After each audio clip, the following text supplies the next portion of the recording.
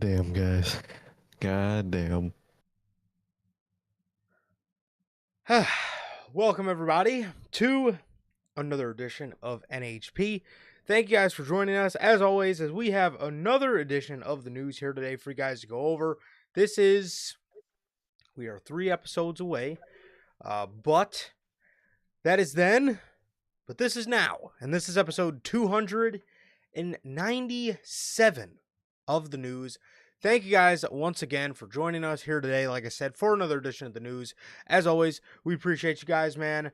And how's everybody doing here today on your Friday at noon? We want to thank you guys for joining us for another special start time. It's been a hectic past couple months with the start time, so we appreciate you guys, man. We appreciate you guys. Whether you're in the live chat or whether you guys are in the replay mafia, man, we appreciate you guys joining us as always. Like I said, no matter when you get to us, man, we do appreciate you guys joining us as always. But today we got another edition of the news, man. So, we have a bunch of there is a lot of stories from Saturday night's main event, or coming out of Saturday night's main event. There is a lot of stories to go over here today. And we actually got some nice AEW stories here today for you guys as well. Yeah, man. How's everybody doing? Like I said, thank you guys for joining us. If it's the first time watching. Guys, do not know how the show works. Every Tuesday at 12 p.m. Central, we are on here with Unscripted. And every Friday, normally at 3 p.m. Central, we are on here with the news. As for the pay-per-views for both WWE and AEW, we are live directly after the show goes off the air with the official post-show review. And with all of that being said, we will be live next weekend for the AEW World's End post-show. So, that's hopefully looks to be a good card.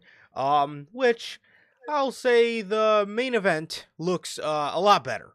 And we'll get to that on Tuesday. But the main event looks great. I actually love what they did there. But again, that's for Tuesday. But I did enjoy it nonetheless. But with that, if you guys did miss this past Monday's edition of Unscripted, WWE After John Cena, you guys can now, I believe that it's episode 277. You guys can now watch that on all platforms. That is Spotify, Apple Podcasts. And if you want to see it first, join us right here live every single Tuesday at 12 p.m. Central for Unscripted, man. Also, if you guys have not got a chance to get your hands on some of the official NHP merchandise, you guys can now find this live on the merch shop. That is bonfire.com. Link is at the top of the description of this very video, where you can find this beautiful piece of Notorious Heels merchandise live on there as we speak, man. And with that being said, if this is your first time watching and you guys do not know who we are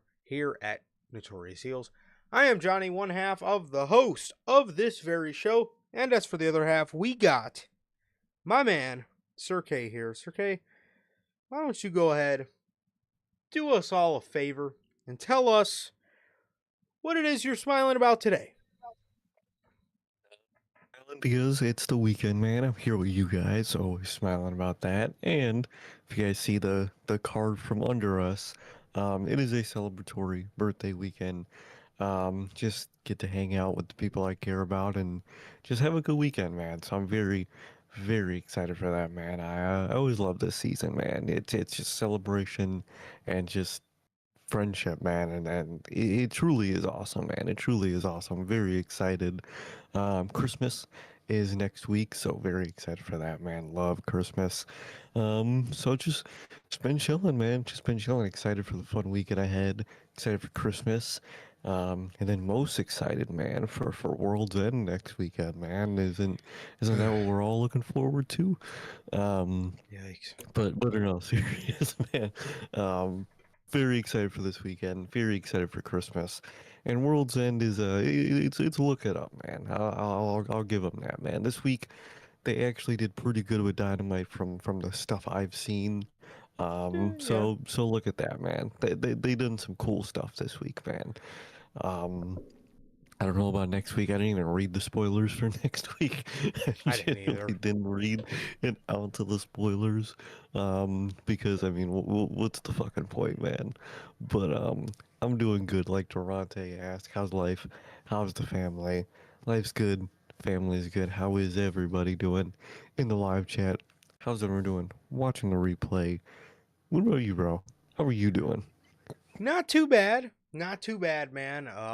Yeah, chilling, man, chilling. Very excited for the weekend, obviously. Um, this is not just any ordinary weekend. This is the Yes. last brother, you sound like me. This is the last podcast we will be doing with this man next to me as a 23-year-old guy. So um we got 3 days. 3 days and then it will be my man's birthday. So obviously, like I said, this is not just any ordinary weekend. This is Sir K's birthday weekend, man. So obviously, man, want to give a huge birthday shout out to my guy here. Happy birthday, brother. Very grateful that, dude, we've been at this for a while. But just very grateful we get to celebrate another birthday together. You obviously words can't explain how much I appreciate you, man. Words can't explain how much I appreciate you, obviously, personally, professionally, man, with the podcast, dude. What you do, your words, your inspiration towards me, the way you carry yourself, bro, always inspires me to be a better version of myself. So it does not go unnoticed.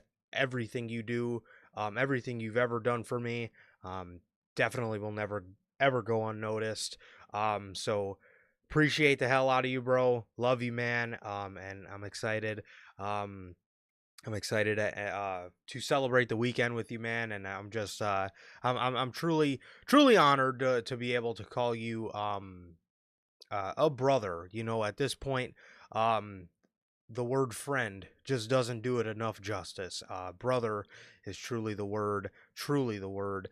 Friends like you, brothers like you, man, do not, you know, they're not a common thing. They're not a common thing, man. So you are truly a diamond in the rough, one of a kind. Truly one of the best people I know. So appreciate you, man, as always. And again, hope you have a great birthday weekend, and just just very glad we get to celebrate another one together, and to many more, to very many more. um I'm gonna go ahead and cut you off because I feel like you're gonna say something nice right back, and you don't have to, man, because it's your birthday weekend. So just take the flowers and um yeah, I don't know. Fucking finally tell us what you're smiling about or something. So, but no, man. For real, happy birthday. I hope you have an amazing birthday weekend. So, the next time we'll be doing one of these podcasts, man, you will be in your Kobe year like me, bro. So, what can I Exactly. say? So I'm excited. Thank you. Family like you, brothers like you, really, me and you both know they don't really come around that much, man. So when you have one, it's truly great to have, and I appreciate the life out of you, bro. And I'm excited. I'm excited for this weekend, and it's gonna be really good. It's gonna be really good, really awesome. Very excited, man. And thank you, bro. Absolutely, man. So, everybody, whether you guys are here now or part of the Replay Mafia, man, just make sure to give my guy Sir K his happy birthday wishes, man. So yeah, it will definitely I be can't grant all of them, but oh brother. Oh god. I'm sorry. The fuck. I'm Never fucking mind. Let me, let me, Jesus. I'm sorry. taking the graphic away now. It's over. The celebration is done. This guy's out here trying to grant wishes now. This fucking guy thinks he's John Cena. Granting wishes. My God. Well, uh, geez, what? I forgot to ask you off camera. You want to start with Cena or you want to start with AEW? So get AEW out the way. I think Sounds what we have great. striking four stories. Sounds great. All right, man. AEW. AEW. Let's start off with we got a couple AEW stories today. We're going to start you guys off with somebody who's not even on AEW television. That's right. I'm talking about Andrade. We have an update on Andrade. He spoke a little bit about the update that is his ongoing dispute, I guess, with WWE. He recently spoke with Sportskeeda Wrestle Binge. So binge. He sta- he stated that his lawyer has signed a letter his lawyer has a signed letter from WWE allowing him to compete in Puerto Rico tonight. And this was the 13th, so this was about damn near a week ago. Last Saturday, Andrade said, "I'm so happy to be in Puerto Rico. I'm so happy. I want to say thank you to my lawyer because my lawyer now has a letter from WWE.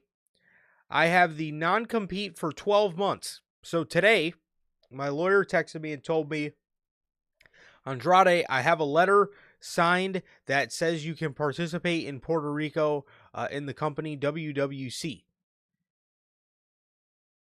So now the letter says I can come back to the ring tonight. I'm so happy. I hope to be back to AEW soon. I don't know when I'm back, but but the letter the letter is just for this show in Puerto Rico."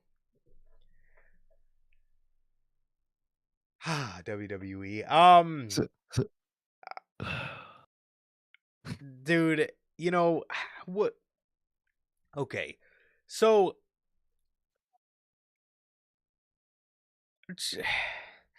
it would like the I I'm laughing because I can't imagine I can't even imagine WWE being okay with something like this. Like, imagine they bring somebody back and basically the essentially at this point spoil the return just for the person to end up like, okay, like I'll use Cody Rhodes as an example. Imagine they bring Cody Rhodes back at fucking like the Raw after, WrestleMania, or imagine they bring him back at WrestleMania like they did, just for them to have the brakes halted on the man, and then eventually just bring him back the Raw after SummerSlam, and it's like everybody knows he's with the company. Like, basically, what I'm trying to say, I feel so bad for AEW because they brought him back. He obviously goes away. Everybody knows he's going to be with the company. So now there's like there's no, I guess, like anticipation on if he's going to sign or where he's going to go. He's literally just a sitting duck, and all it does is fucking halt his momentum.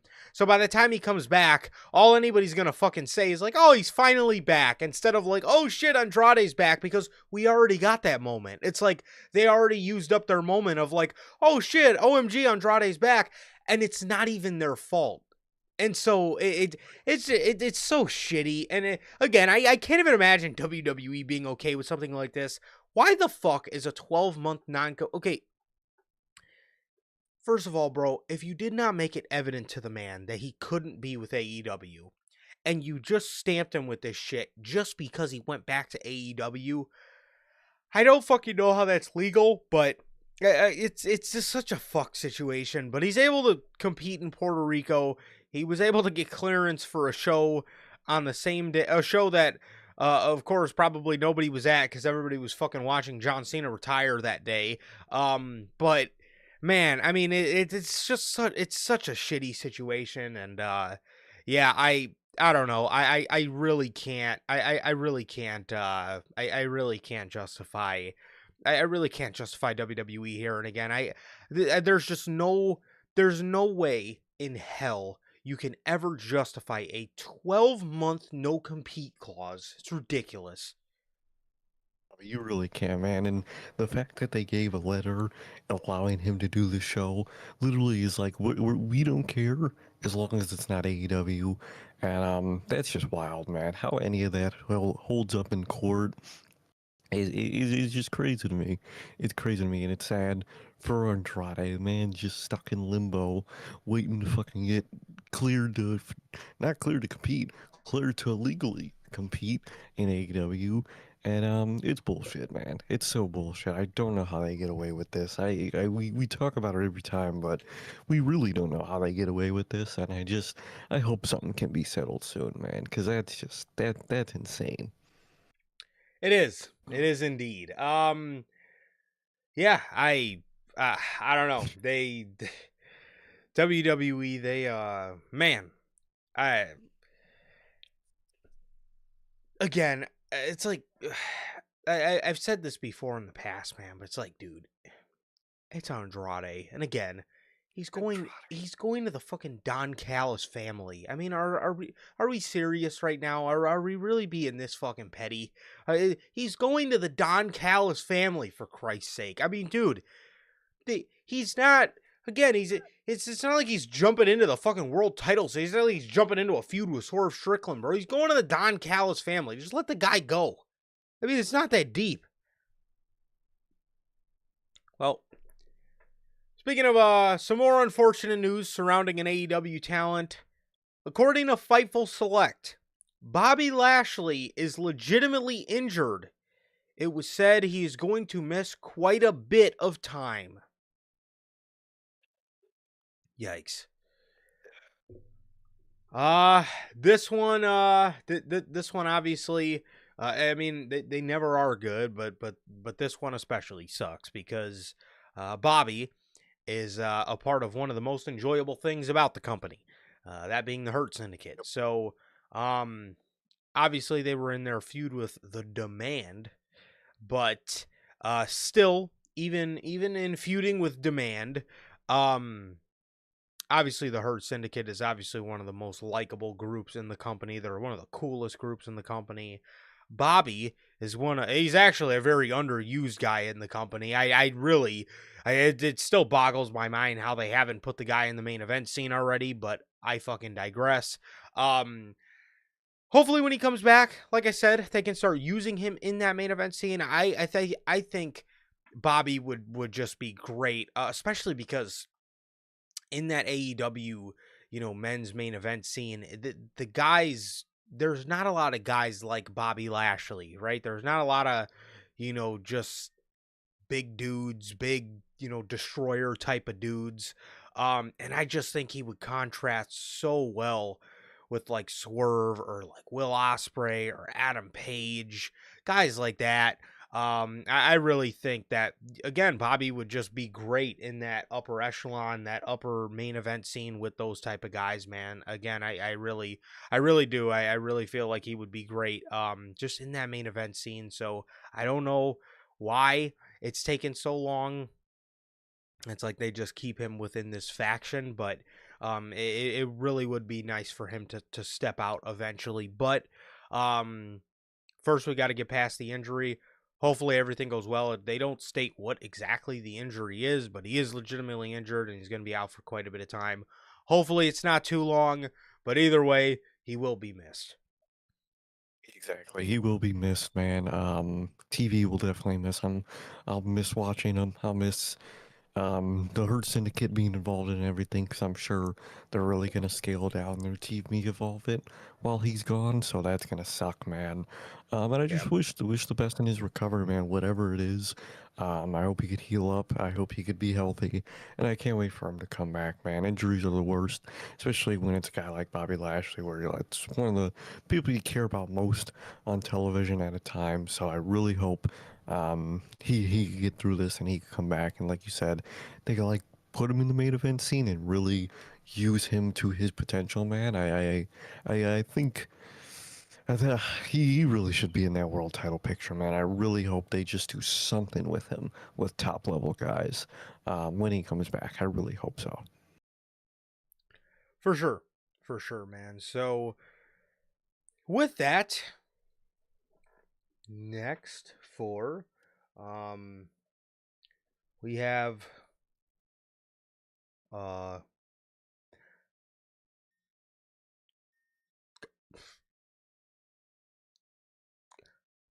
uh okay. I'm not I tried to pronounce it. I don't want to fuck it up. My guy in the comments here says, "Thank you for liking my comment." You're welcome. You're welcome. You again, you probably said something smart. So you probably said something that actually makes a little bit of sense. Which I tell you, comments like yours don't come around a lot. They don't come around very often. So again, you probably said something. You probably said something. You probably said something that probably resonated. So Exactly. 'Cause you, I appreciate you commenting. Thank you. no matter the platform, you never get smart commenters usually. So guys like you are rare. I remember I got one of the Cena ones right before the retirement match. It Okay. said like, he only faced Gunther because like Rock was gonna come out and then Edge was The gonna come fuck? out and face him or something. What? I was like, bro, this is pure copium. What the fuck is this? You moron. You know, yeah, comments kill me. That's why I try not to look too deep into them. But bro, I mean, it is yeah. Some people, man, they just yeah. I've been. We've been getting a lot of heat, especially with our, I guess, defense towards Gunther. Yeah. Oh, I got one recently. It said, it was. I can't remember what video it was on. We were talking about Gunther retiring people though. One of the comments said the only wrestler Gunther retired was Brock Lesnar. He what that Yeah, what are they watching? I don't know. I'm lost. I'm lost. Yeah, it legitimately. I'm reading this shit, and it legitimately said the only wrestler Gunther retired was Brock Lesnar. Um, I don't know if he went into the future. But what I can tell you is I for sure know he retired two wrestlers this year, and neither of them were Brock Lesnar. So I don't know what my man's was watching, but just to give you guys an idea, man, sometimes the comments could definitely crack you up for sure. Um, They really can't. so hey, all right, we got our guys here. We got manager Logan in the chat, and we got the owner of GDR Finances LLC. We have Mr. Walk 'em down and cut these shiz off. Mr. Walk 'em down and cook that shit up. Mr. Walk 'em down and run that marathon. Mr. Walk 'em down, climb that tree. Mr. Walk 'em down and feed them families. We got my guy, Gotti Devon, in the house. How are you, brother? Thank you for joining us. Thank you guys for joining us. Um, yes, he said, how much John Cena was a legend and how much he's done for the company. Yes, okay, now I remember the comment. No, 100%. I absolutely agree. I'm sure you heard what I had to say a little bit about it, man. So we're definitely in agreement there. He's the GOAT. He's literally the greatest to ever do it. And again, I spoke a little bit about it on Tuesday. Um, all the times I was growing up and I had to hear these old geezers tell me about how great Hulk Hogan was or how great Macho Man Randy Savage was. When I was a kid, I resonated towards Macho Man a lot. I'm not even just saying that. I was never like growing up. I never was, I guess, too big into Hulk Hogan. Obviously, I heard a lot about him. I always liked Macho Man for some reason. I think it was his gear, and then the elbow drop. I just kind of like how flashy he was. So when I was a kid, I would say my favorite older wrestler was Macho Man. But like I was saying on Tuesday and like I was saying on Saturday, now I'm gonna get to be one of these old fucking geezers. My niece is probably gonna fucking hate me, because she's gonna have the dorky uncle that walks around with colorful fucking John Cena shirts. So hey, Gotti, Roman is he's half on the Mount Rushmore for me. But yes, it. I respect it, and Roman is an absolute legend. However, um, John Cena, to me, is there'll never be another. There'll never be another one. There'll never be another. There will never be another John Cena, man. I have man, you know, it's been no. It's been it's been very it's been very especially earlier in the week, it was still a little hard to cope with. I gotta say. I gotta say, man, it was still a little bit like wow. Like it's Feel real. it doesn't. It doesn't. And, you know, in a way, you know, it does feel like closure. It definitely feels like a piece of my wrestling fandom died, though. It definitely does. It definitely does. I get what you mean. So Gotti says, "Did y'all watch the Cody Cena podcast?" So I didn't get much sleep last night, but while I was trying to get sleep, I did watch the first parts of it. I've Guys, I've absolutely been in the doghouse for like the past week. All I've been watching is John Cena interviews, and it's really starting to give me a lot of heat. So it's all right though. It's all right. There's been a lot of interviews to come out. There's the Joe Rogan one. There's the one he did for WWE with Tom Rinaldi, I think his name is. Excuse me if I'm wrong, but there's been a lot of interviews. The Joe Rogan one was really, really, really good. I like that one. There's the Cena one, or the Cody one, I mean, that just came out. There's been a lot. There's been a lot, and there's the Chris Van Vliet one too is one that also just came out. But man, yeah, it's hey man, it's it's been a long week, like I said. But again, it there's been a lot of coping involved, but at the end of the day, I am glad I did get that closure and the experience of watching the final match, being you know, just being present about the whole situation. And just it also helped coming on here and letting it all out, man. It definitely brought back a lot of old memories and a lot of just a lot of deep memories, man. So it definitely was a deep experience. Appreciate you guys. I really appreciate you guys listening. And all that good stuff, man. So it was it was a lot. It was a lot, but man, yeah, it was I'll say though, Gotti mentions the suit. The next time we see him in in a WWE ring in a suit is gonna be odd. So like weird. Very Yeah. odd. My man says he's been a fan of Cena since he was 8, and he is 18 now.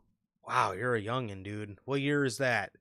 18 years old, so 7. maybe like okay, so when I started watching wrestling, you were born. Fucking Jesus. God, that is not okay. So I don't know if you're an '07 baby, but yeah, I was it's either '07 or '06, one of the two. I started watching in '07, and I've been a fan of Cena's since '07. So I was watching.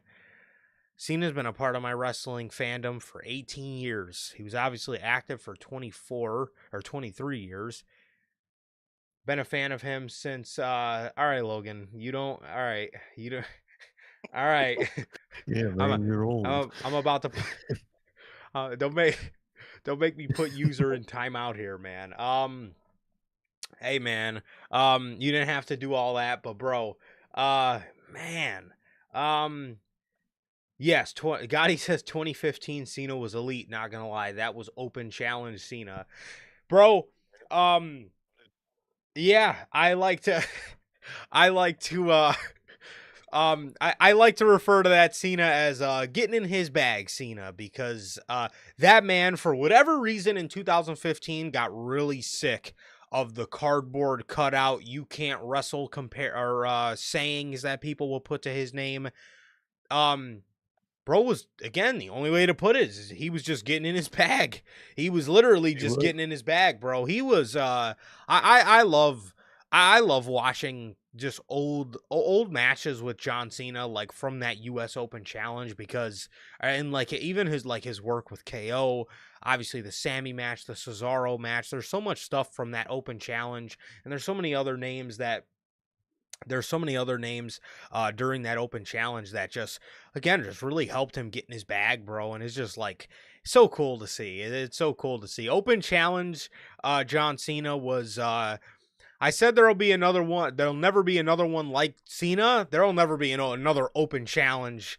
There'll be never be another Open Challenge holder like that, man, because it was so cool to see. It was so cool to see. It was such a change of pace for his character, and just everything that we're normally used to him doing.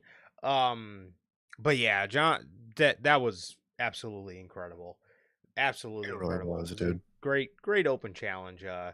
Great Open Challenge point in time, and literally ever since then, there's never been another Open Challenge to come close to it.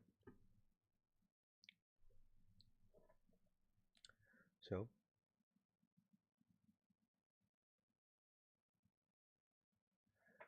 well, yes, it is sad Orton was not there, but he was too busy in Mr. Beast. Yeah, that's what. Yeah, right. Mr. Beast World. That Nobody.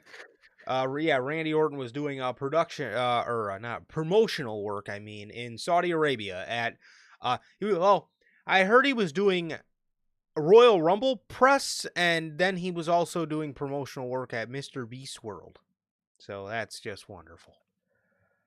Good lord, man. Good lord, man. Missed one of his greatest rivals. Final match, final show for Mr. Beast World. Bullshit. Good lord. What the fuck, man? But most definitely, man. Absolute bullshit. So Omos was in Saudi. Wow. He's certainly not on. He's certainly not on television. I, I, he's just the monthly AAA guy, I guess. So that's what we got Omos doing here. But yeah. So let's see.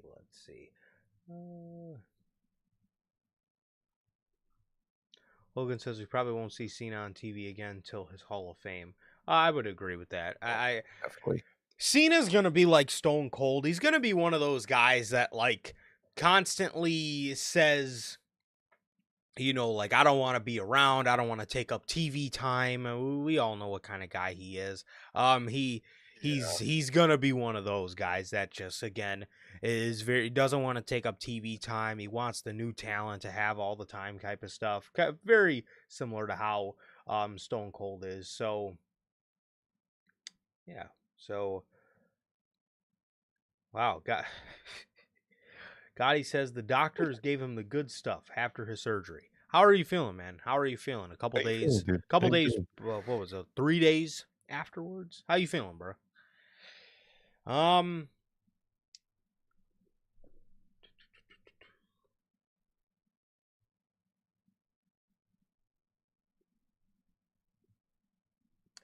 Yeah. Well, Ilya.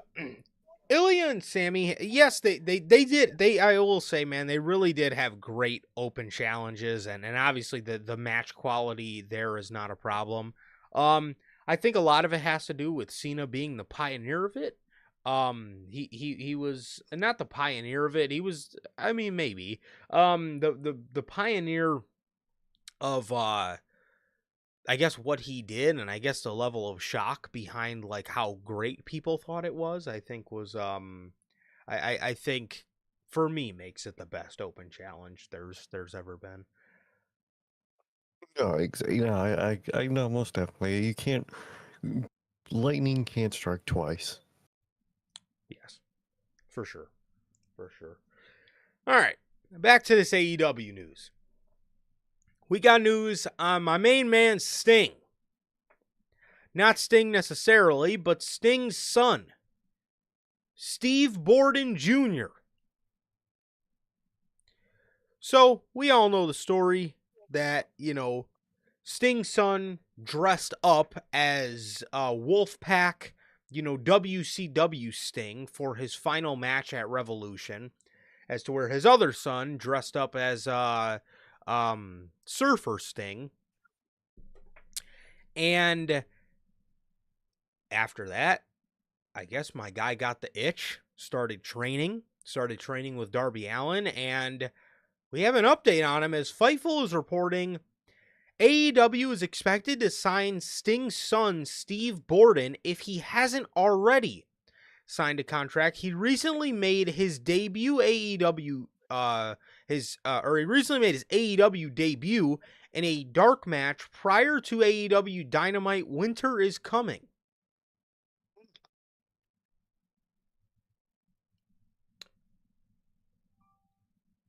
Well, it seems as if we got ourselves another I guess second generation wrestler here in the in the form of Sting's son.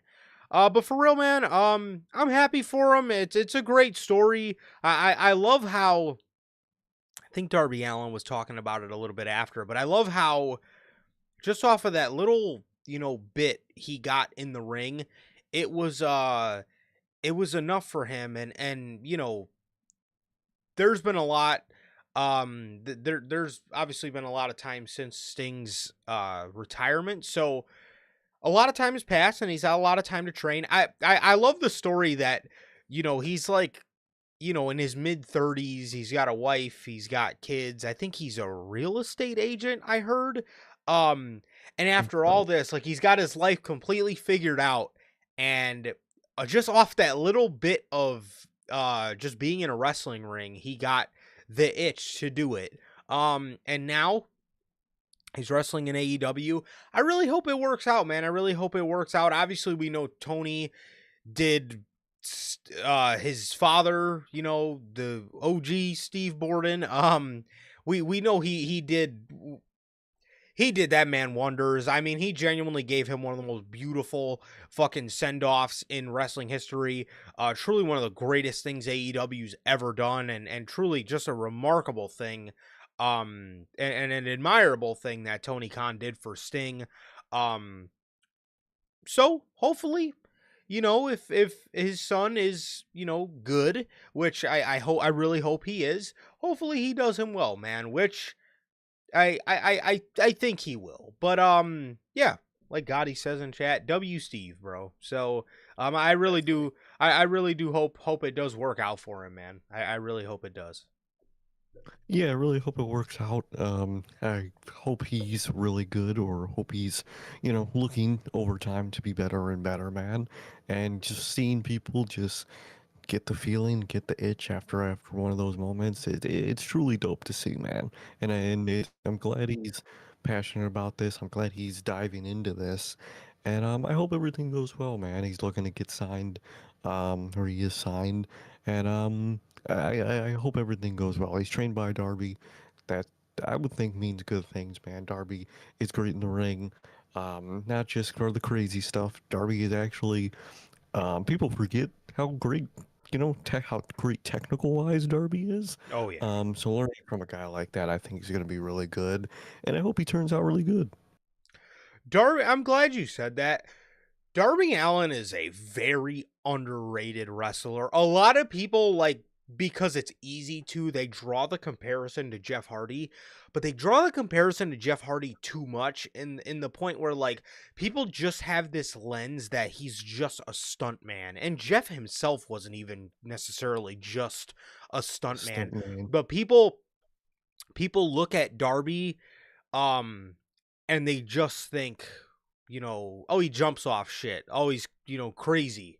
You know what I mean? But, like, at the end of the day, he is a great wrestler, man. Like, again, we put it as an honorable mention as a match of the year last year, but dude, just watch his match last year with, like, Will Ospreay. A lot of his matches with MJF, like, you can see he's actually a fucking great wrestler, man. Like, he really is. Like, obviously, And that's why I feel Darby is like one of the best wrestlers that AEW's seen in the company's history, bro, because he offers a really good variety. He really does. Like he can be, he can be hard hitting in his own way, which is him just kind of throwing his body at you, like just completely like using his body as a fucking wrecking ball. Then he also has the side of him where he can be very technical in that sense. And then he does have the stuntman side of him where he is going to quite literally try to kill himself. So he's very versatile, and a lot of people don't give him credit for that. A lot of people, again, they look at Darby as through the lens as, he's bad PR for AEW. He's always trying to kill himself, or he's always doing this, or whatever the case is. I don't see it that way at all, man. I really think Darby Allin he's definitely not a one-dimensional performer, man. He's not Jey Uso out here. He really is great. He really is. And a lot of people, I'm glad you said that, man, because a lot of people don't give him the credit for that. Because like I said, there's just a lens about Darby where people just see stuntman. So yeah. Exactly. And like Gotti says in the comments, Darby would actually be really dope in WWE. He'd be like what Bobby Lashley is to AEW. Yes. Someone that's just so different. It would make him truly special. He's special in AEW, and that means something in the ring. And he'd be really special in WWE. Well, he was about to go to 205 Live a couple years ago, so It's he crazy. It's the wild. WWE was playing the game with him of you need to come in for a tryout, and he felt like they should just be able to look at his indie stuff, which I mean, everybody has to go through the tryout. I mean, it's not like they're trying to big league him, I but get it. that's what he Yeah. felt. That's what he felt was right. Yeah. That's what he felt was right, and I can't fault him for that. But again, I also can't fault WWE for just wanting him to go through the system. But I can also get Darby's point of like, dude, you guys have seen me on the indies. If you want me, you want me. If you don't, I'll go to AEW. But either way, AEW is just such a Darby Allin place. It is. Like, it It's, really is. he, WWE could Mhm. never allow Darby Allin to be him. They could. It's like, No. it's the same concern with like a guy like MJF, even though I think a guy like MJF will fit in WWE. One thing that does concern me is MJF's promo style. It concerns me that WWE will not let him be him, and obviously I think he will adapt and eventually he will go there, but it is a concern for sure. Yes, and like Darby on screen wise would be really dope. He would not fit morale wise within that Fuck company. no. They would say, "You want to jump what with a what? No, you ain't doing none of that." And even same for MJF. They would fucking you would have triple dummy and the moron next to him, fucking Deuce Pritchard. They would fucking do a gasp of just hurt for anything MJF would say in that ring, man. MJF would mention AEW once and they'd be pissed. They would be Oh fucking yeah. furious and that would be it, man. Um so I think MJF's one of those guys where he'll make everything work and he'll be great, but it would piss WWE off because they just have those little isms to them that they don't like people doing. So that's gonna be a fun hurdle to cross whenever MJF comes over there because it's not an if, I think it's a when. But Yeah, oh yeah. all those scenarios are always so exciting. Thinking about like how certain people would fit on the other side are always really fun. Absolutely, man. And Darby, in terms of like a match quality guy, he's obviously got history with Cody. I think that would be a great story to tell. And then he'll be retired by then, but again, call me crazy, but one of my probably my biggest dream match, I would say, between both companies is Darby Allin versus Brock Lesnar. I'm not trying to get Darby killed here, but like, just again, Darby is like the ultimate underdog wrestler. He's like the ultimate fight from behind wrestler. And then you just have Brock. And again, Brock in between those ropes is so underrated. And obviously we've seen his work with the Finn Balor's, the AJ Styles, the Bryan Danielsons. So I think it would just be fantastic. But yeah, I mean, that is the news on Darby and or not Darby. That is the news on Sting's son and him going over to AEW, man. So with Yeah. that, the final piece of AEW news we have here today, according to AEW and the Rogers Arena.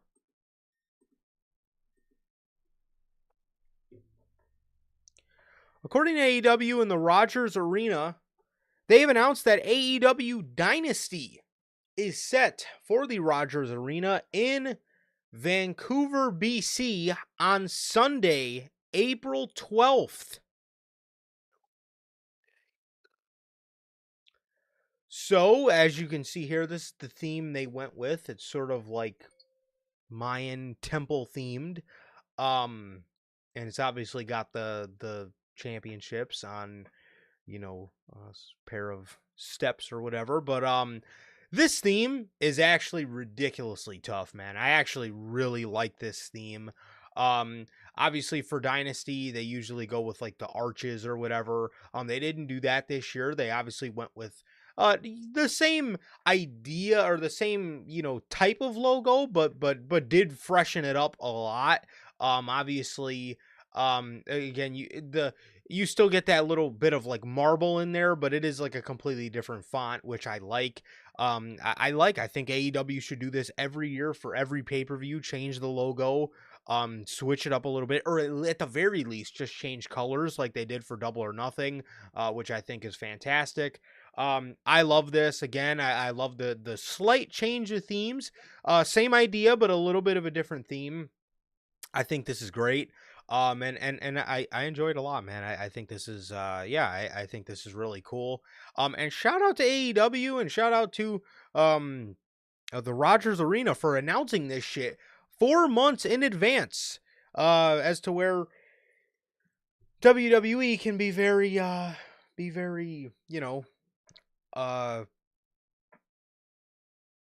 quick nowadays to spring something upon you in terms of a show. So yeah, shout out to them, and I gotta commend them for it. No, 100%. I love the switch up of and change of themes. I think that's really good. Like you said, they should do that with every pay-per-view every year, but they only do it occasionally. But this one's a cool one. I love the change. I don't know why it's in Canada and not like in more of like a southern theme show, but I'll take it. Nonetheless, I'll take the change. And sounds good. It looks great. The whole theme of the Mayan temple stuff looks really sick. And I'm glad they're moving stuff around. I'm very glad to see that. So I'm excited. Absolutely, man. So that is actually all the news we have for AEW here today.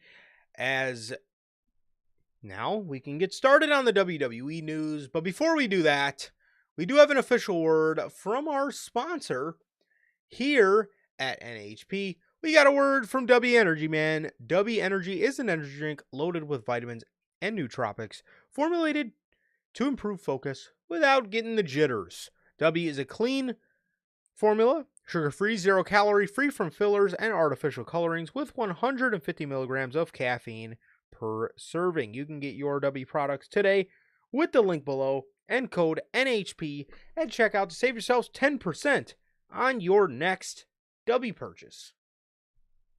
Truly, always got to shout out Debbie. Whether workout, whatever you may need the energy for, whether it's a stocking stuffer for Christmas, or maybe New Year's is coming up. Maybe you want to be up watching that New Year's ball drop. And if you need the energy, you don't want the jitters, and you want to be focused on enjoying that moment, Debbie's got you. It'll do all those things, and it'll taste good all at the same time. Truly, always got to shout out Debbie. Absolutely, man. So, as always, shout out to the great people over at W, the official sponsor of what we do here at NHP. So we got Logan says, just changing the colors and logo style will really give the pay-per-view a fresh feel. Absolutely. Revolution, I ended up growing to fucking hate that Revolution, like just to, and not that it's bad, but like over the years, I'm like, dude, we're getting the same like teal logo. It's like every fucking year, and then All Out. Like I love the slight change of just making All Out blue, gray and blue instead of gray and red, It was because it dope. just like again the logo wasn't even different, but it was just like the secondary color behind the logo, just having that as blue, or even Double or Nothing too. Instead of doing the red and blue, they just did like a teal for Double or Nothing, and it teal and silver instead of the red, white, and blue, the red, and then the neon red and blue. Or the white and the neon red and blue. It just offered such, and then Revolution is the same back to back years. I wish, now that they're actually in the arena that the Lakers play in, they ended up going with that old Lakers team they were going to do a couple years ago, before they canned it. I think that would have been great, obviously, and like Logan says too, switch it up to like a Rams theme, or like I said, like a Lakers theme, or Dodgers, something, something. I think could do the pay-per-view wonders. Again, Revolution this year with them going to LA and doing the completely new logo, it gave the show an amazing feel to me. I love the way that everything came off. So it really can do a lot. We say it all the time, but in wrestling, man, a little change can go a long way. So Exactly. It really can. I think switching up themes, I think switching up all that stuff is really what you need. Variety is a spice of life when you get to things like wrestling and things like, themes for the pay-per-view, themes for this. And I really wish they really like were on that because like you said, that simple all-out change mattered a lot. The double or nothing change really mattered. And I hope they keep that up. I really hope they do. yeah, instead of, the same old Double or Nothing we're used to getting, they went with like a neon desert kind of theme, or like a desert with Sick. like these neon gems placed, throughout the dirt, which, uh, like Sir K said, man, I felt the same way. I thought it was sick. So, speaking of sick, I was sick when I read this story.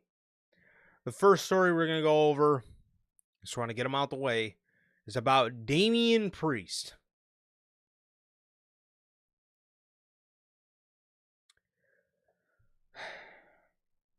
According to Prince Saint Pizza.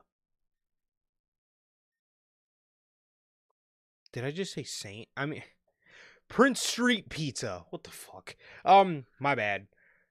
WWE have been forcing Damian Priest to take it easy and work a reduced wrestling schedule. Priest had 24 matches in 2025 compared to the 76 in 2024 and 100 in 2023. Good. Can you reduce it to 0, please? He says it's unfortunate, and I don't like to bring it up too much. I don't take breaks. Shut up. Um, he says, since I've been in WWE, I've literally taken 0 days off. I've never asked for time off because I've been hurting. The company now this year decided let's take it easy on him because I've been going hard for a while. I tore my shoulders a couple times within the last year and a half. Really? I thought you said you didn't take breaks. He's a liar. My knees are banged up. My back is oof. I need a lot of work done, but I choose to not. Because if I don't have to, I won't. I'll just figure it out. Let's do rehab, keep me in the game, coach, that kind of thing. Coach, put him on the bench, please. Um, What I'm telling you, bro, in fucking 15 years, when they're making documentaries and Dark Side the Rings about this generation, that's going to be the biggest thing about all those, is how hurt everyone in this current wrestling generation is going to be in the Mm-hmm. next 15 years, because they're all morons that are fucking doing this shit. I hate that shit, dude. I hate it.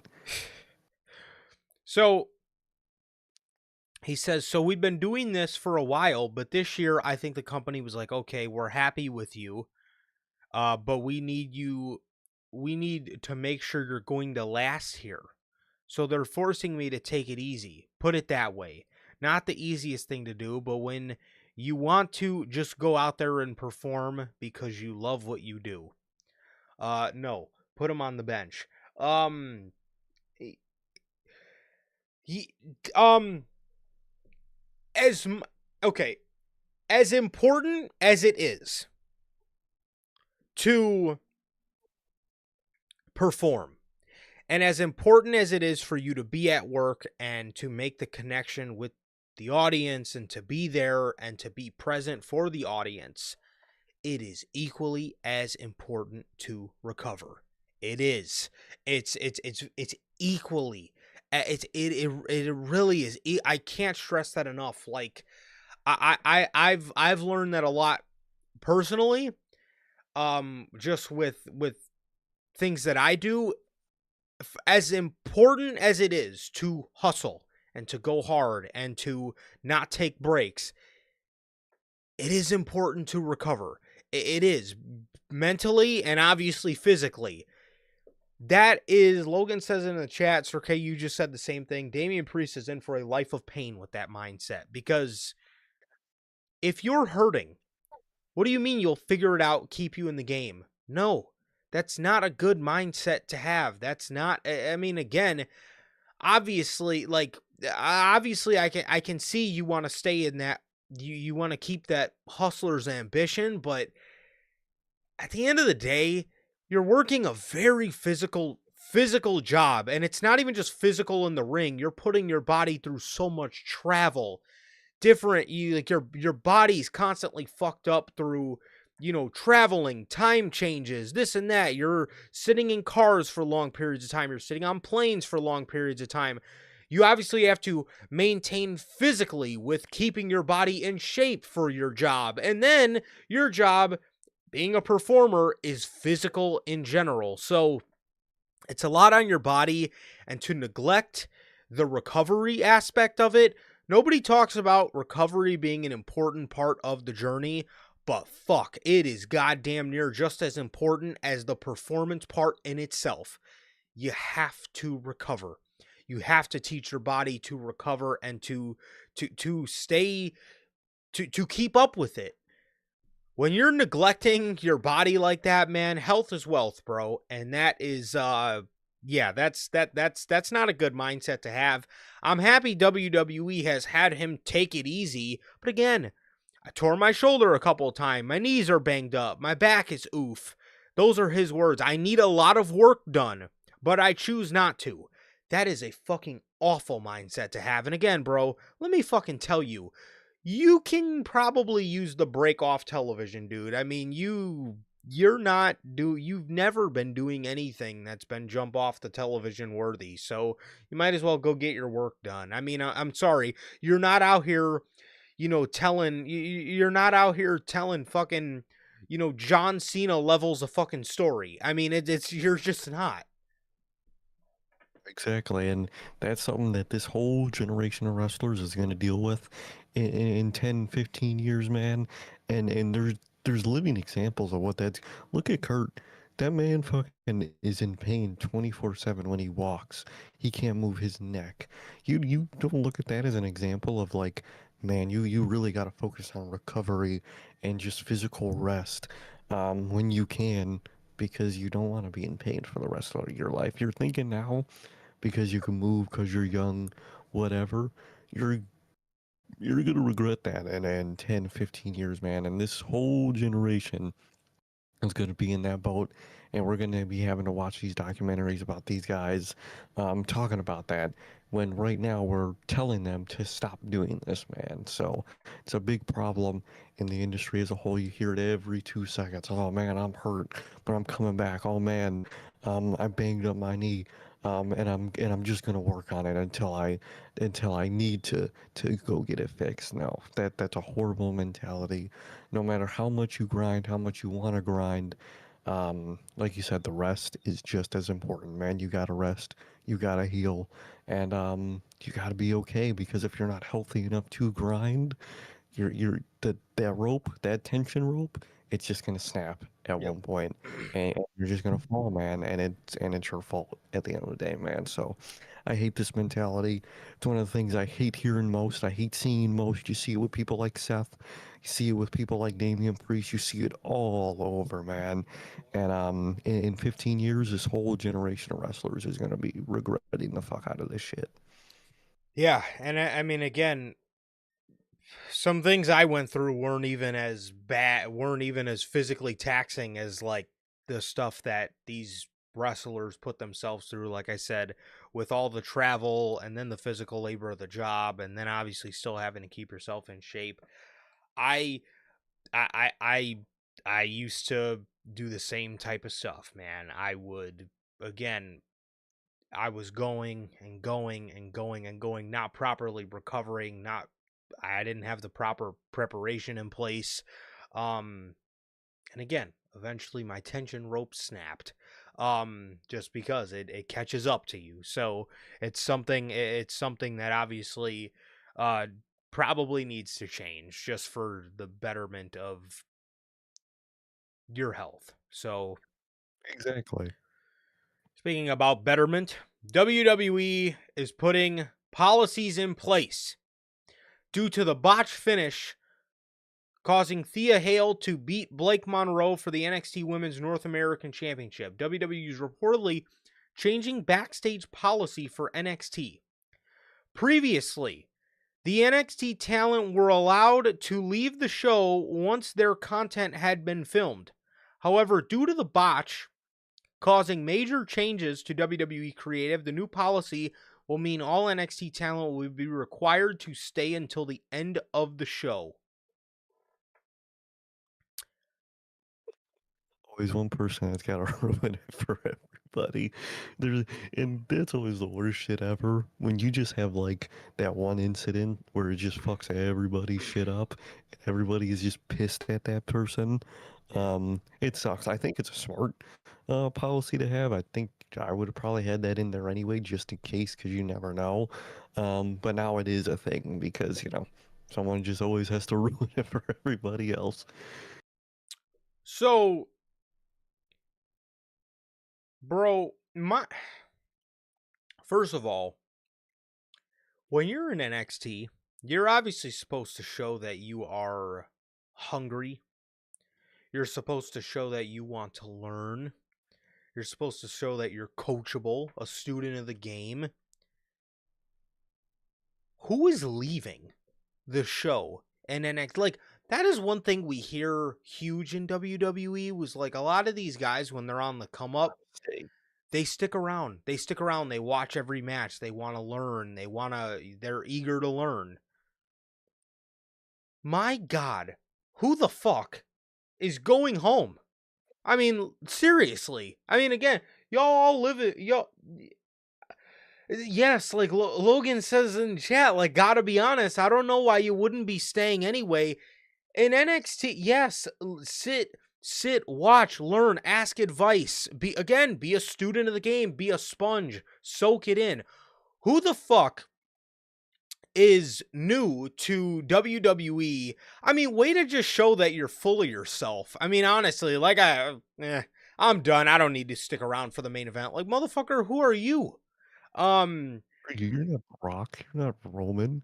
that that is a very bad mentality to have. And again, I don't know why that isn't a thing in the Standard. first place. I don't know why that is. Like, again, like if I'm backstage at NXT and fucking uh Bronco Nema's like, oh, my shit's done. I'm fucking bye. I'm leaving. I don't need to stick around for the main event. Again, no shade on Bronco Nema. I'm just using him as an example. But like, who the fuck are you? Like, if you don't fucking stay here and fucking be eager to learn, like, what the fuck? Again, you're not John Cena, bro. Or you're not Brock Lesnar. Who is leaving? Who is leaving the NXT taping? Like, again, you don't got nowhere to be, bro. It's not like you got a long commute home. Y'all, most of these wrestlers live like fucking 20 minutes away from the performance center. I mean, what is that? No, exactly. I don't know, but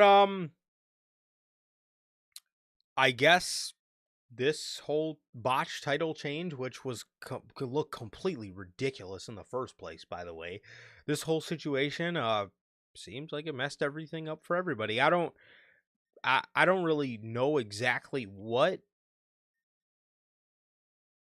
I mean maybe they needed everybody to stay, or maybe they needed people there because of they needed to film other stuff creatively, but I don't know. Um Oh, I it read on what happened. Okay. They they filmed the stuff after of like Blake being champion, like related stuff on TV after or before they filmed that match. So they had to go back and film all that shit that she was involved in because Oh. they just filmed her as being champion and she wasn't champion anymore. So they had to fucking go and refilm all that shit. And the botch was, I think, from what I read, Thea pinned her too early to where she Yep. was still kind of like winded from the move that she got hit with, and she didn't know to like, kind of give it a little bit of rest before the pin. So Blake, is aware enough to kick out. That's why she didn't kick out. And the ref, I think it was also on the ref for like counting too fast and shit. Because even for watching that clip, that fucking ref fast counted that shit like a motherfucker. Um, so it was just a whole big fuck up from everybody, man. Everybody but Monroe, really. And that's why. But they filmed all of the stuff of her being champion, like that takes place after that match. They filmed it before that match, which is just oh. So, and they were done filming for the holidays, so they had to bring everybody back for I think like a few Oh. extra days to refilm everything for the holiday season. Yep. Oh. Yeah. Absolutely ridiculous, man. It's a ridiculous situation, for sure. Um, Jeez, that sucks, dude. That really sucks. But yeah, that is the new policy change in WWE. Like Gotti says too, Ava leaving. Come on, It's bro. You're the crazy. GM. Like this. And again, that looks so bad because it again, who Look, we all know like the example. situation. You look like it just looks like you don't care. And then on top of that, people are already probably weary about you because you're the Rock's daughter. They probably already think you're just kind of going to do whatever you want because you can get away with it. I mean, you were given a general manager role. I mean, come on, man. It's It's not a it's good look. it's one of those things when you're like when you have the opportunities like that from family connections or whatever. At the end of the day, as much as it might suck, you kind of got to work twice as hard just to show that you're not just being gifted this stuff. So leaving is kind of a crazy look. 100%. 100%. It's like, now, the person I'm about to mention, Vince for sure gave her preferential treatment, but at least, like, when we would hear stories about Charlotte Flair, at least like in NXT. Now, obviously, when she hit the main roster, Vince McMahon just absolutely started spamming her. But before that, all we would hear from Charlotte is like she wanted to work twice as hard because she knew the name, was kind of going to be a negative thing, if more than anything. And she didn't even want the Flair name because she didn't want to, feel like she was riding coattails or, and obviously we know Vince ended up giving her all that, which I think she deserved and I think she earned it. But all the stories we hear from NXT was when she walked in the door, she wanted to work twice as hard. She wanted to work twice as harder than everybody because she knew that the name was just going to make everybody think that she wasn't there to work when obviously that wasn't the case. And then, like I said, when Vince got a hold of her, yes, he did, overdo it with Charlotte Flair. But at least, like the stories we hear from NXT, she wanted to work twice as hard, man. I mean, when you don't hear stories about Charlotte Flair, yeah, she she opened the show in NXT, and then she just fucking dipped because she don't want to be there anymore. So it sucks. It sucks when you get that kind of situation, but yeah. So Wasn't, at least for a little bit, Charlotte just win as Charlotte in yeah, NXT, and oh that's what yeah. she wanted. Even She on didn't even want it. even on the Mhm. main roster for a little bit, she was just Charlotte. And then, in the middle of Vince's hot potato run in 2016, where, Charlotte, Sasha, I think it was like mid 2016, he finally gave her the Charlotte Flair. Blast of the Flair. Yeah. Mhm. Yeah. So, Hmm. but yeah, Yeah, for, yeah. for a very long time, she didn't even want the Flair. So, No, I don't blame her because, like, that's, like you said, in a way, that's kind of like a whole baggage to it, man. But over time, she managed to make it work, and but that's just crazy leaving, especially when you got that level of like power. yeah. That's just crazy. Yep. So, we got some news on WWE and their current hiring situation. We were told, this is by Uncle Dave. We got a story from Uncle Dave here. We were told that as of late, talent from both TNA and AEW who have called WWE have been told they aren't looking at hiring. Well, we'll see about that, Dave. Yeah, we'll see when fucking MJF becomes available. Yeah, They're just not yeah. interested Sorry, in man. hiring. Yeah.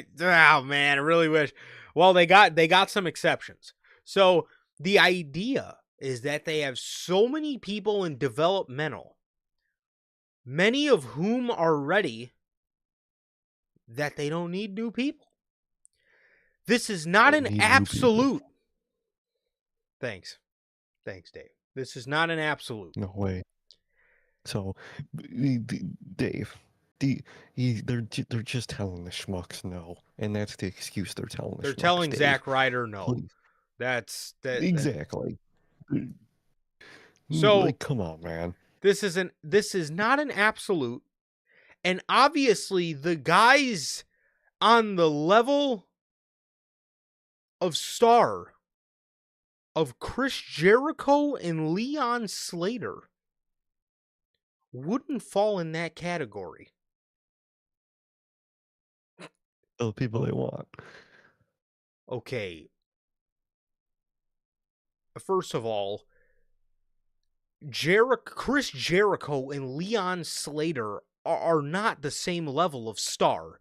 Okay, let's just say that right there. Second of all,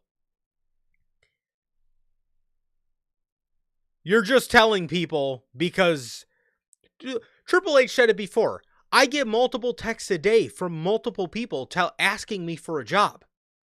You're just telling them no. Yeah. But for some reason you want just these two names, Chris Jericho and Leon Slater. Those are the names you again. They're just telling the schmucks no. Again, if Will Ospreay, if Adam fucking Page became a free agent today, right now, today, you would tell me, no, man, I'm sorry, man. Sorry, sorry, Will. We're all right. If you have Chris Jericho or Leon Slater's number, we'll take that. But hey, man, sorry, Will. Maybe a couple of years down the line, we're just not hiring right now. That's it, man. We're just not hiring right now. We're looking specifically for Chris Jericho or Leon Slater. So we don't really got room for a Will Ospreay right now, man. I'm sorry. We'll get back to you. What? Again, they have too much talent, and they also have too much talent that they don't do anything with. Now, I will say there is some moves WWE should absolutely be making. Like the Righteous are at least were free agents for a very long time. I believe they ended up going to TNA. Why the fuck aren't we scooping up people like that? Can anybody explain that to me?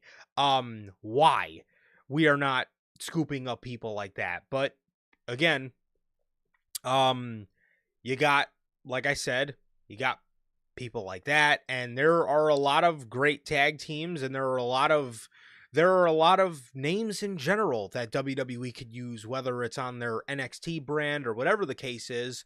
But again, they want Jericho and Leon Slater. So according to Uncle Dave, these are the only two names that are exceptions for them right now. And yeah, so again, so sorry to everybody else, but yeah, I mean, that's really all this is.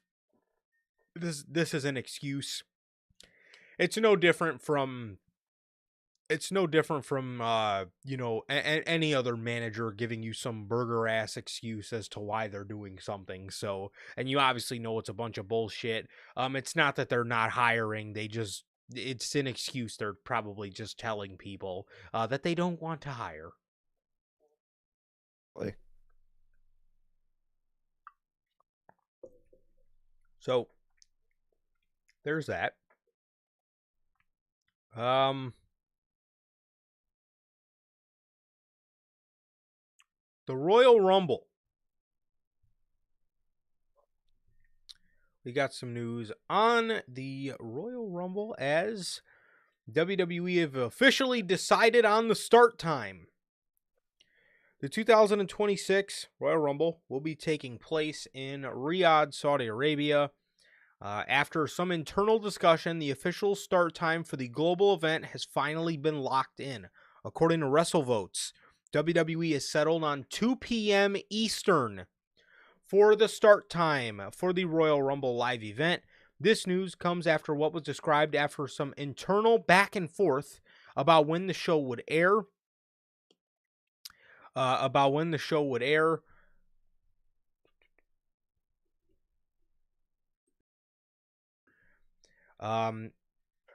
This news comes after what has been described as some internal back and forth about when the show would air, given the international time zone differences and the importance on the WWE calendar. The earlier than usual kickoff means some fans in North America will need to adjust their viewing plans as WWE continues to expand its international premium live event footprint. With the show airing live from Saudi Arabia, this will be the first Royal Rumble ever held outside of North America, a major move for one of the company's most iconic events. So, this says 2 p.m. Eastern. So, obviously, for us, we are Central times, or me and Sir K is, and I believe Logan, and yes, Gotti as well. We're all Central time zone. So, for us, that would mean 1 o'clock. Pacific, I want to go ahead and say, I think Pacific's 2 hours behind us. So, I believe Pacific would be 11 a.m. But for us, we're looking at a 1 o'clock Royal Rumble, which means the show should be over at about 3:30. So we should be live with our Royal Rumble review at about 4 o'clock or 3:45. So you guys know how I feel about this. I love when WWE goes on at 5 o'clock, because then that means we can be on by at least 9. I love it. I love these. I mean, again, there's a huge reason there's a huge reason why I love international shows, and it's because I do like the change of watching wrestling in the afternoon, and then it frees up your night. It's cool. It's a fun thing to do, and it's just a fun change of pace. I think it's again, it is a fun change of pace, and it's, you don't want it to get too boring where the show always comes on at 5 or 6. It is a really nice change of pace. Just for me personally, as a wrestling fan, it's something I enjoy to do. And yeah, I will say, and we talked about it when they announced Mania in Saudi. It's like, That's actually one thing that the time zone thing is really the only thing I'm excited for. I'm excited for like to see how an earlier WrestleMania feels. So it'll be fun. It'll be nice. It'll be cool to see, man. So it's a nice change of pace, and it's something I never shy away from. Most definitely. I actually love the early start time for Saudi shows. Like you just said, with those shows, that's like the one thing I look forward to is the start time. Yeah, Love the earlier start time. I love like the UK shows for the morning start time. I think those are also very awesome and give you a chance to watch the show differently, eat while you're watching the show differently. And Saudi's no different. I love those afternoon start times. When Raw was doing that run of the international shows, I loved how every Raw started at like 2 and 1 and 3. I thought those were really awesome. hmm I love the earlier start times. I love the feel. I love finishing the show early, and I love, you get the rest of the night too. Do whatever you please, man. So that's the one thing about the Saudi shows I really like, and I'm excited for the 1 o'clock start time for us, 2 p.m. Eastern, and that's 1 o'clock for us, man, and I like that. for sure. Logan, you mentioned a great point. I don't know why there was such a discussion as if they haven't been going to Saudi Arabia for years, but I Yeah, digress. um, since like what was it, 2017 was the first one. yep. 2017, the greatest 20 Royal Rumble.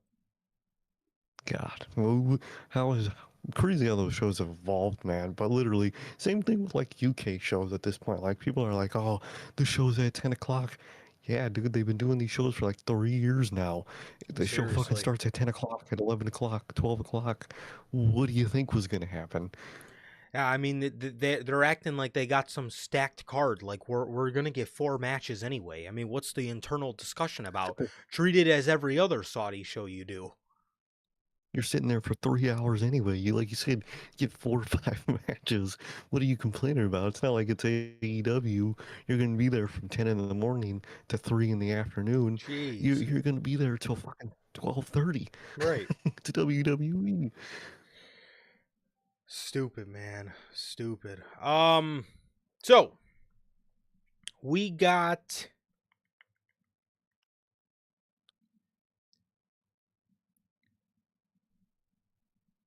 we got news on Fanatics. Fucking hate Fanatics. These fuckers. Can't stand them, dude. The way they do merch, man. Oh, it's so frustrating. Bro.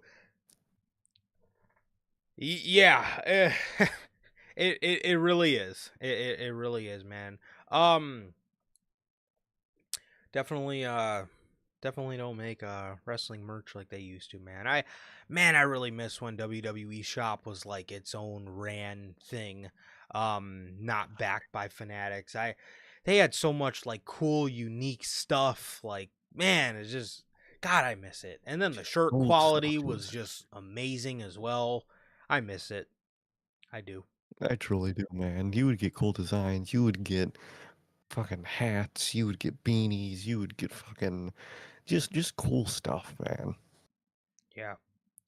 So, according to Front Office Sports, Fanatics has reportedly pitched the idea of bringing WWE studio content to Netflix as a broader strategy to break into the video podcast space.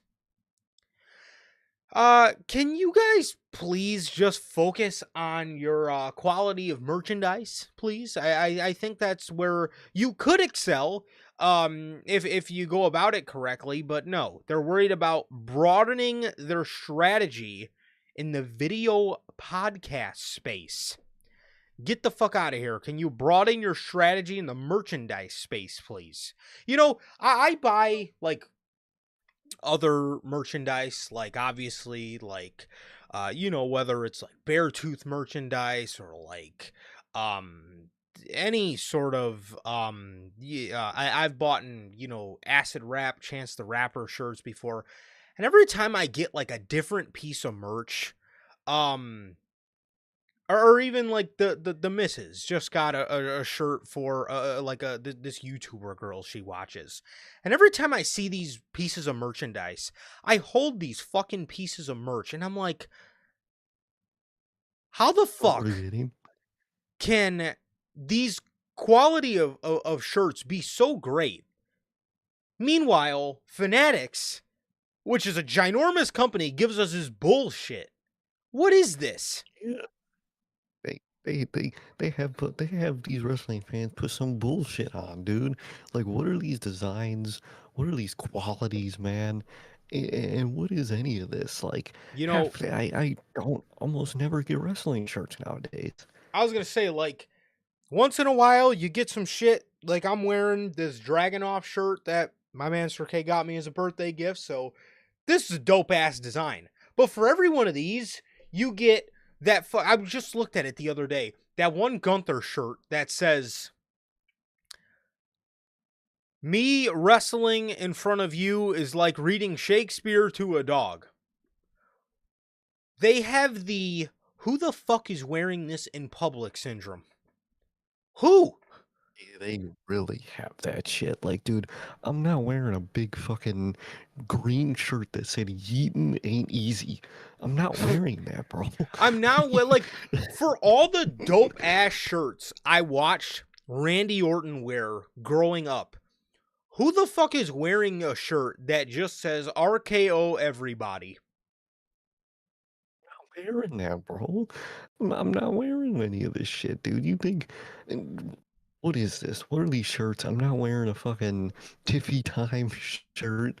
I'm not wearing any of this shit, dude. You No. have the most unwearable merch in the world, dude. You really do, man. And all your good designs, those like cool retro themed designs, dude, Mhm. they put them on horrible quality shirts. What Yes. are you guys doing here? There'll be a dope ass design and then it'll be like oversized boxy tee. I don't want that Dude, shit. I want to fucking. I'm I don't want to wear an oversized shirt. I want to fucking like. wear a shirt What are that we doing? Yes, I want something that fits. fits. I'm a skinny dude. I'm not yoked. I don't want to fucking wear some big ass shirt. Like, dude, what are these fits? What are these designs? You got Jacob, and then, dude, what is their obsession with stamping the WWE logo all over? Dude. Like, dude, I get you want your logo, and sometimes in some places, why are you putting the logo on the sleeve? Y'all, and then what are these collabs y'all doing? Y'all got the OVO collab. Are you Bro. kidding me? Who's paying for this OVO. shit? Uh, I don't know. Probably a 69 God, but I you got them doing fucking $150 shirts with Bape. You got the OVO collab. Again, you like, and then like they do the collab with like Prosphere or Prosphere or whatever the fuck it is, and they just stamp a giant ass like WrestleMania logo on a shirt with like a fucking PNG render of fucking Cody Rhodes behind it. Like, who the fuck is wearing that? Like, man, look at me. I got my fucking Cody Rhodes fucking WrestleMania fucking logo shirt. Who in the toddler is wearing? I don't even think my niece would wear that shit. I wouldn't let her wear that. Again, I don't even think a kid is wearing these shirts. Who is wearing a shirt that just has a giant render that I can find on Google of Jey Uso? What the fuck is that? And like Gotti says, about the VO collab. Worst part is a lot of those shirts, they look sick. But since they're a part of this fucking collab, they're overpriced to hell. Why aren't those designs your standard designs for everything? I don't get it. Let me see. Because a lot of those designs are actually Get the sick. fuck. Hold Okay. on. O OVO. This is the. I shit you not. This is the first thing I see. Unisex OVO WWE beanie. Okay, first of all, why do you put unisex? It's $58 for a fucking beanie. OVO $58. OVO WWE Navy Stone Cold full snap fucking zip up jacket, $228. Like, dog. what are these prices? Dude, I'm not buying OVO. I'm sorry. I'm not buying vape. I'm not buying fucking Vlone. I'm not buying OVO. I'm not that type of dude. And like these designs are sick. I'm looking at some of the They're designs. cool. The Stone Cold one is sick. The Undertaker Look one at the is actually NWO really one. fucking. The NWO one is actually the spray like that. Those are dope designs. I'm not paying that much. If that was a normal T-shirt, I might buy it. But it's a fucking collab, so it's $200. It's this much. I'm not buying that shit, dude. I already gotta pay 500 for the damn ticket for your damn shows. I'm not paying a ticket for a shirt. You know what I mean? Right. $200 hoodie. That's crazy. That's crazy. That is I can go to World End for less. a $70 OVO NWO shirt. Like, dude, what is this merch, man? I mean, Fanatics is just they fucking suck, dude. And like I was watching like a YouTube video on a couple days ago about like a basketball fan talking about like Fanatics and how like Fanatics annoys like them as well. And they talk like I was seeing a bunch of pictures of just like the misprint quality and just like the cheap ass quality they use, man. It's just like or two, I was talking about the fucking Prosphere stuff. Like like who is walking around with like who's what like those shirts feel like soccer jerseys. Like who is wearing that, bro? Like I don't want to constantly feel like I'm wearing like obviously people own soccer jerseys and they do who who wants to wear that as just a casual shirt to put on? Like what the fuck? God. Um yeah, the I believe one of them was sold out. Yeah, the Bret Hart design is cool too. $88. $88. I'm not paying that. Let me see.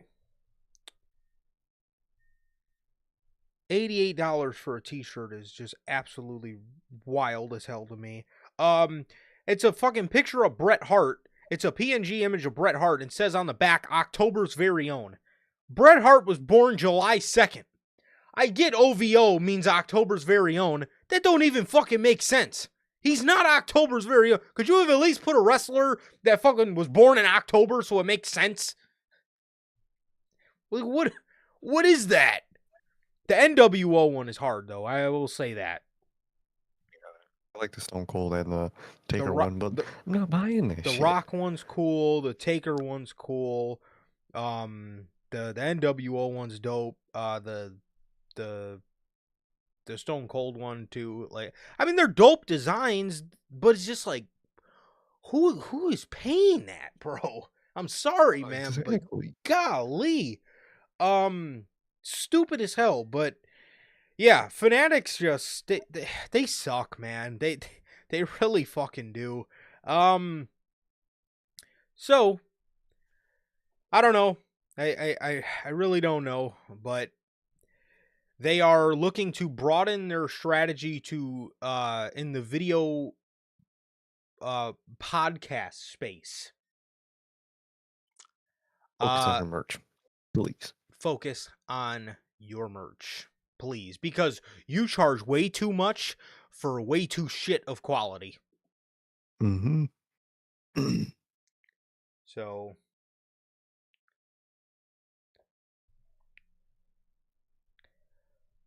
I don't know. But yeah, I don't know. They got to get it together. Let me see. Um oh. Uh, yes, the Bret Hart jersey. I'm looking at it now. It is very cool. $188. It's dope though. It's very dope. But again, what what what the fuck? This Raw is War. OVO is Raw. OVO is raw. Long sleeve is pretty dope too, man. But again, who's paying that, bro? The Bape one was absolutely ridiculous to me. A t-shirt, $155. Get miss me with that. So we got they yeah, again, focus on your merch. I believe they already Fanatics sponsors all of the like Cody Rhodes and the Logan Paul podcast. They're all a part of their, digital experience or whatever the hell they promote every week. But again, at the end of the day, you guys suck too bad at merch to again, they're like, look at Gunther's merch. Seth Rollins hasn't had a memorable shirt since Burn It Down. That 2018 Burn It Down shirt. I mean, nobody fucking has memorable fucking shirts these days. Hardly. There's No. in terms of like outside of like Cena merch, the only like genuinely the main, and again, maybe I may be wrong, but the only like memorable shirt that really pops in my head is the We the Ones, the Bloodline. And that's and that's probably just largely because the Bloodline were just wearing that at a really, really special time. So Exactly. And like you said, it's just the bloodline. It's Cena and the bloodline. That whole line of the tribal designs and the words, and they would have their catchphrases that worked. And almost nobody else big has anything. Cody's merch is garbage. I'm sorry, that is the most. bro, I mean, I get what it is. It's for the fucking 12-year-olds, but like, God, them shirts are horrible, man. I was going to say, for a top guy in the company, he has some of the absolute worst unwearable merchandise Oh, dude, imaginable. you look racist wearing that shit. All that, like, dude, I'm not walking around with a Yo. big American logo. I'm not walking around with that, bro. I'm sorry. Hey, if you're gonna sell anything, sell that classic. Make them go, oh, shirt for Cody. I'll wear that motherfucker. Him with the furry jacket and the cigar. I'll wear that shit because that's hilarious.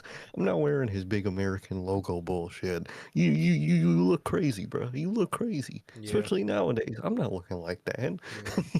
100%.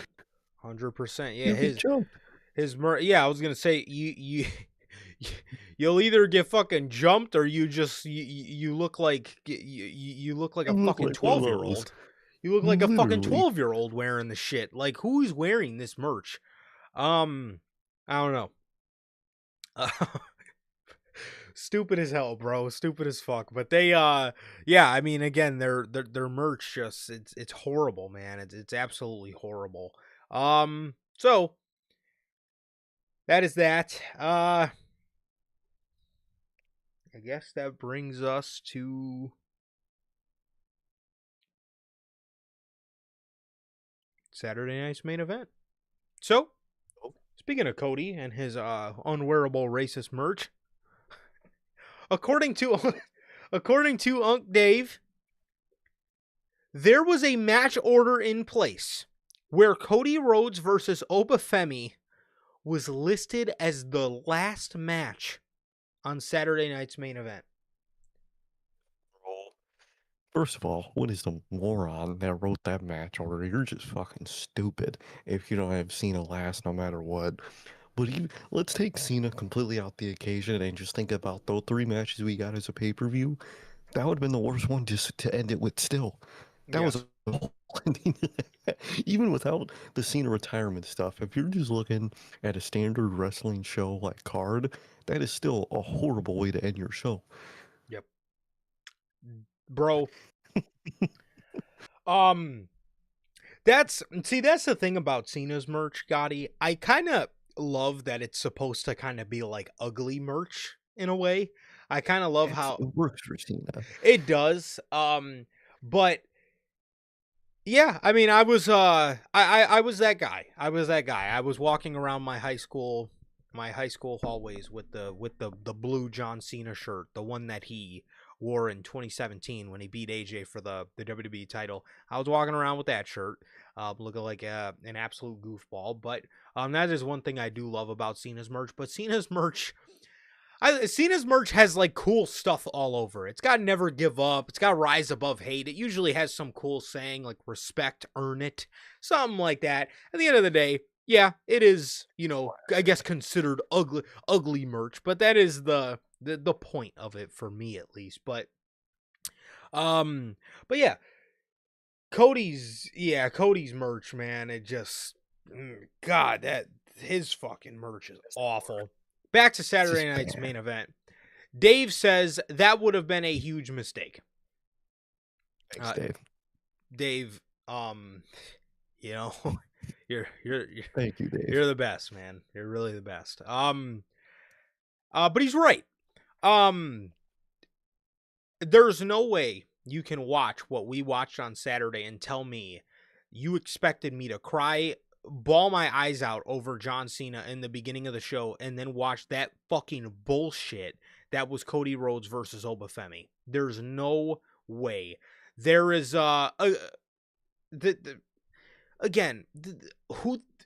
what, that shouldn't have even been a thought. There shouldn't have even been a different mock match order. I mean, get the fuck out of here with that bullshit, bro. And then besides, Cody Rhodes versus Obafemi, the way that match ended, did you want people to riot? So you were going to have Cena tap, which pissed a lot of people off, and then do the ending that we got to Obafemi versus Cody Rhodes? I mean, did you want people to light the fucking arena on fire? Are you like actually that stupid? Like, Like, I what the love the fuck, ending. Paul? A lot of people didn't, and if you got that, and then you went into that, oh man, someone would have. Yeah. The way that match ended, I mean, again, man, get the fuck out of here with that. What are we doing? What are we doing? Honestly, it makes it just makes no sense. There's no way you can look at that and have that make sense. Cody Rhodes and Obafemi should have never closed the show. And then again, the way you booked the match, what what? I mean, literally, literally, what the fuck are you thinking? I like, man, Literally. I can't wrap my brain around what Paul H. Levesque is thinking sometimes. I just can't. I really can't. So speaking of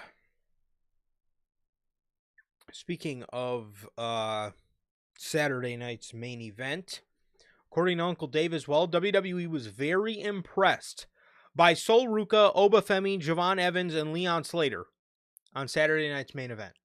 So they were impressed Was that with, not the whole? they were literally, that was everybody that they had on the card that wasn't a vet. And was that not the whole point of the show?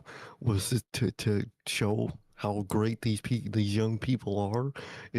Of course, I'd hope it would have been bad if you weren't impressed by one of them, man. But the whole point of the show is to showcase the impressiveness of these people. So being like, man, I'm impressed with them. Yeah, that's the fucking point. What are you pointing that out for? That's the point of the show. I don't get why you need to say you're impressed.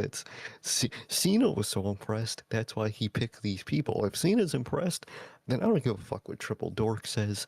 I don't care what Deuce Pritchard say. Cena was impressed. That's all that matters to me, bro. I'm sorry. Yeah. Yeah, and again, they should be. I don't know what I don't know. Yeah, I mean, we knew about these people for a very long time, so they should be impressed. Obafemi is an absolute future WrestleMania main eventer, no question. That man is being set up for great things if Paul lets him do so. Javon Evans is absolutely, again, a standout high flyer. I mean, he really has the potential to be fantastic as well. Sol Ruca, I don't think we've ever seen a woman ever with that level of athleticism that she has to her game. And Leon Slater is again a standout high flyer as well, and not even in the company yet, which is a great thing in itself. But at the end of the day, man, you should be impressed, and I really hope WWE is impressed enough to not take their sweet ass time with these people, because they have a habit of doing that.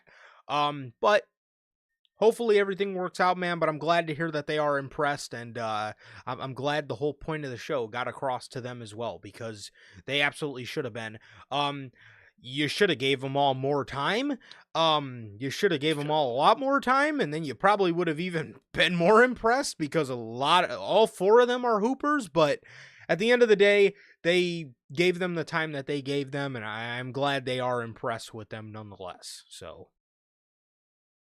I'm glad they're impressed. Really, the only thing holding them back is, WWE and Triple H's booking mentality of taking too long.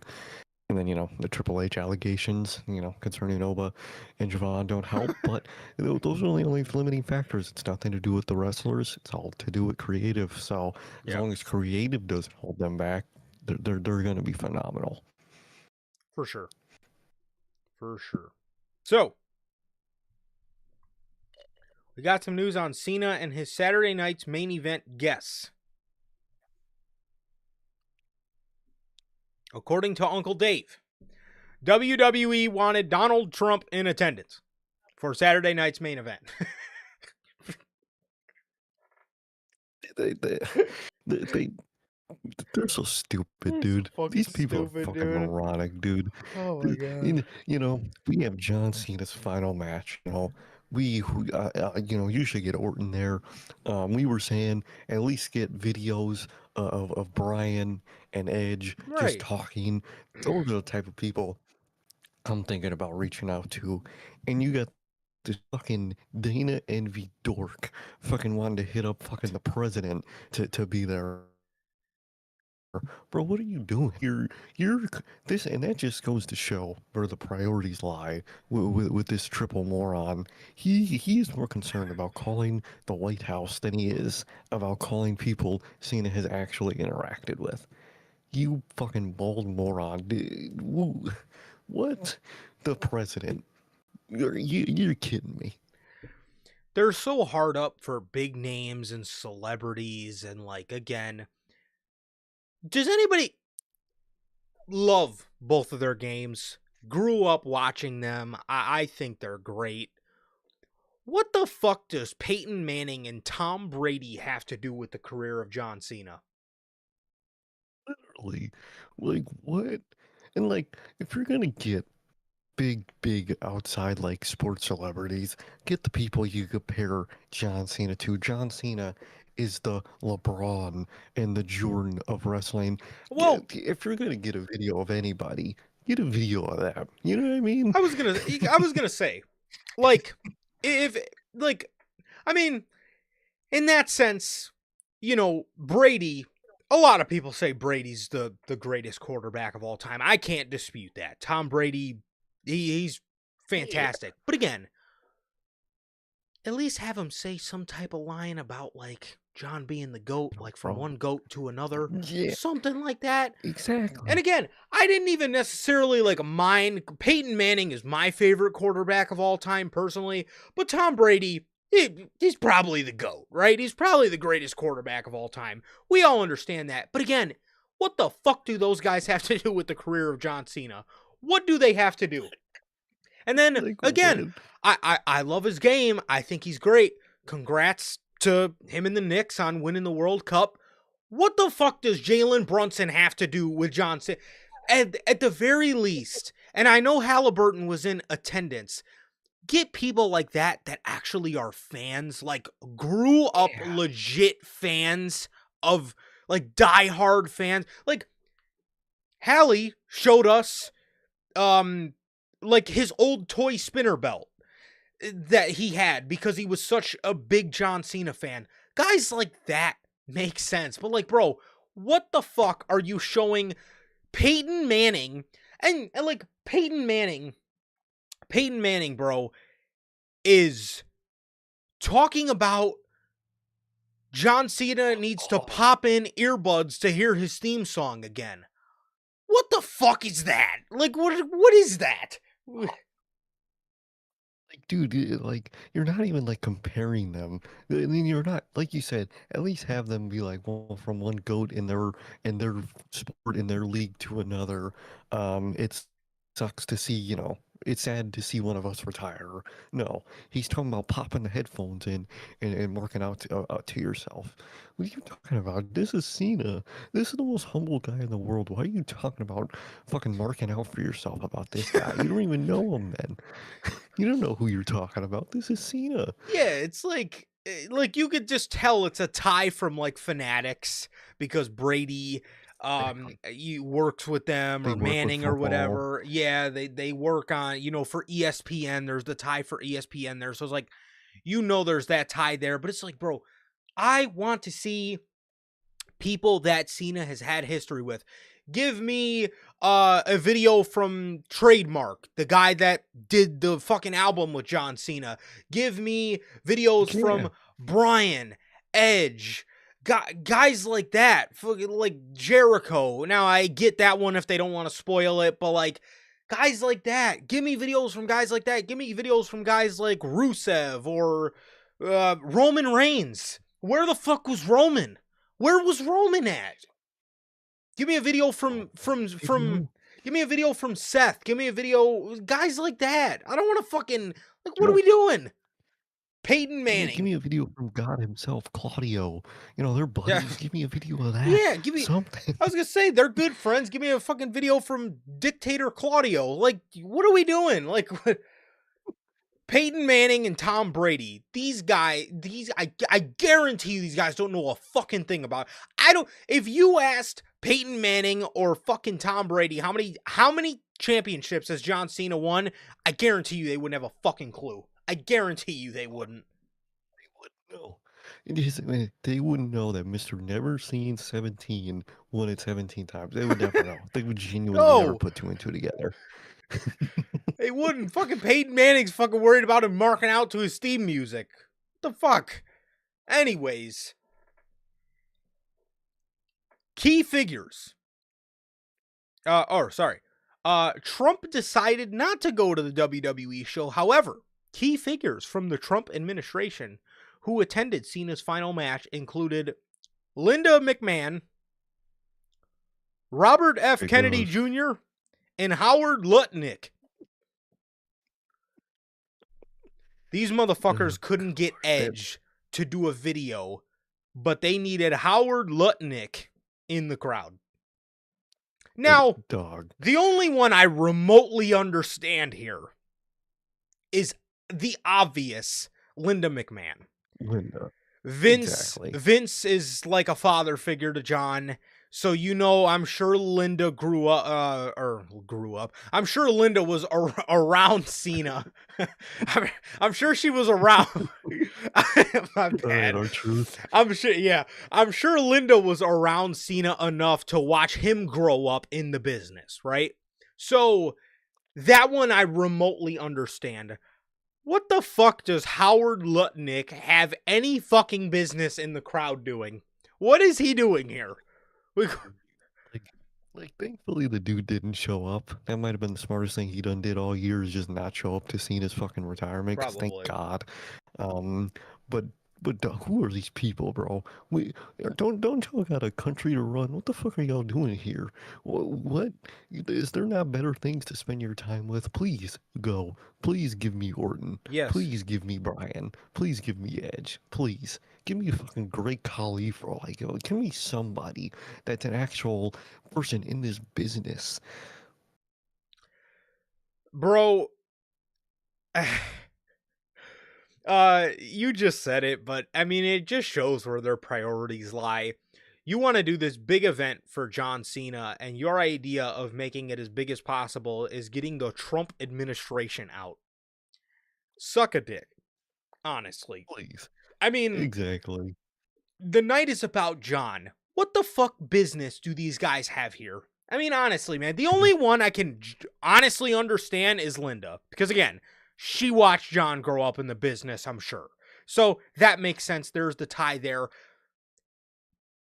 I can sit here and look down this lens and justify Vince McMahon being in attendance more than any fucking body from the Trump administration. I'm sorry. Thing about like Paul's Dana envy is like the UFC a vacation of like WWE where, you know, UFC does all that shit. They'll have that whole administration at every one of those fights and they pander them in the crowd and shit. Yeah. And like, dude, do you want to be like fucking, are we gonna soon see the Paul Levesque podcast? Do you have the fucking envy so much, dude? You want to make WWE just like UFC? Please don't, because that shit sucks. I Yeah. don't want to It see that does. shit. It does. It's horrible. I'm glad that he didn't show up. I'm glad that they didn't, cut to Mr. Howard Lutnick in the crowd. Um, and Robert F. Kennedy Jr. I'm glad they didn't. Again, put the spotlight on John Cena. I mean, how fucking rock-headed are you? I mean, seriously, man. Absolutely, just, it's just so stupid. It's just a. Again, I want to see people in the business. I want to see people Cena has ties with. I don't want to see these random fucks you're trying to get brownie points with so you can, fucking get your room reserved in the east wing of the White House. I mean, come on, bro. Um Bro. so absolutely ridiculous, bro. But thankfully that didn't end up happening. Again, I can sit here and justify Vince McMahon being at the show more than anybody from their administration. So fucking just shows you where WWE's priorities lie. Instead of saying AEW or showing an AEW talent in Edge and Bryan and Claudio and Jericho, rather than biting that bullet, this is what we'd rather do. I mean, get out of Yep. here. So, yeah, that's that. So we got Saturday night's main event as well. The tickets. According to Uncle Dave, the average secondary market ticket price for John Cena's retirement at Saturday night's main event was, this is the average price, $868. This is by far the highest in history for a wrestling show. That is insane, dude. Now, the way averages work, I always think are stupid. So most tickets are probably like $600 if the average is eight. But still, that is fucking insane, dude. That is wild. Hey, it's the GOAT, but damn. That, man, that is that is that is a lot of money.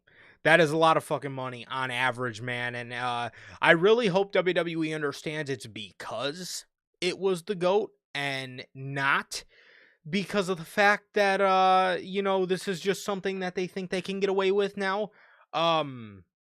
Again, knowing them, they probably think that this is something they're just going to be able to get away with. But at the end of the day, knowing, like I said, knowing WWE, they're probably going to think this is just a new normal. Oh, we could charge $868 on average. Again, they need to understand this is because of John Cena, but this is also WWE we're talking about. So, yeah. And WWE, like ticket and show wise, they're lucky. Their next spots are Saudi, Chicago, Mania, and Italy. Because after that, if they're just randomly back in America in the summer, bro, without Cena, them tickets are. Oof. I'm very curious to see how those tickets are gonna sell, man. Because they're lucky. They basically have a stretch of like guaranteed ticket sales for the next few months. But the summer of 2026 for them, I'm very excited to see in terms of ticket sales. Me too. Me too. Especially if Triple H got whatever's up his. Bullshit up I was gonna say he better have something up his sleeve, because whatever is up his sleeve, it better be fucking good. Because you do not have John Cena to lean on anymore. You don't. As a matter of you fact, don't. I hope reality fucking slaps you in the face so fucking hard in 2026. I really hope it does, because again, your fan base turning on you is not a good sign. How the fuck did they turn on Triple H before they fully turned on Cody Rhodes? dude, like, dog, dude, this dude was known as Papa Mark, He was and now Papa he's Mark. fucking known as He was our as boy. the bald not. He was our homie, dog. He was the Love that one man. we looked for. He was so loved, and now he's he's so hated that I've never. Bro, people didn't hate Vince this much, dude. In terms of creatively, dude, like, and he was worse. But Yeah. like in terms of just the way people talk about him, holy hell, this man Paul just be getting shits, dude. They call that man a bald Nazi. That is wild, bro. This bald Nazi dead ass thinks he's Martin Scorsese. He, he does. Holy He hell, does. dude. Like that night of Saturday's main events, those Triple H Oh, tweets are legendary. That was the bitter most fuck. foul, fucking horrible shit I'd had ever read. And it was hilarious. Yeah, bitter fuck. Triple H really thinks he deserves to live. Oh, dude, the Like, Triple H hate party oh, is just truly it's one of my favorite things about life. It really is. The Triple H hate parties always get me. They always do. it really does. So John Cena, the last real champion, is the subject. This is by WrestleVotes. Is the subject of an upcoming documentary on his retirement. There were documentary crews on hand for production that is tentatively targeted for a mid-2026 release. Peacock is the rumored landing point, but as of yet, it is not confirmed for the destination of the documentary for the retirement of the Never Seen 17. I mean, this is WWE. There's like fucking constantly like everybody's probably having cameras 24/7 shoved in their face. Cena, They were fucking. this is Mhm. very holy spam call. What is going on? Let me put my phone on silent. My god. They again, I mean, we all knew this. There was 100,000,000% going to be a documentary put out about this. It's a special night. It's something you want to encapsulate. And it's something that you want to live forever. Something that obviously WWE's very hip to bringing people behind the curtain. But this is John Cena's retirement. This is one time I will agree with them pulling the curtain back and just it is it's something you want to commemorate, man. So I'm very excited for it. I can't wait to watch it with you, and I can't wait to Oh, yeah. to just relive December 13th back, man, because it was a special night, and I can't wait to see how they encapsulate it, because if WWE does anything tremendously, it's documentaries. Exactly. At this point, their docs are better than their booking.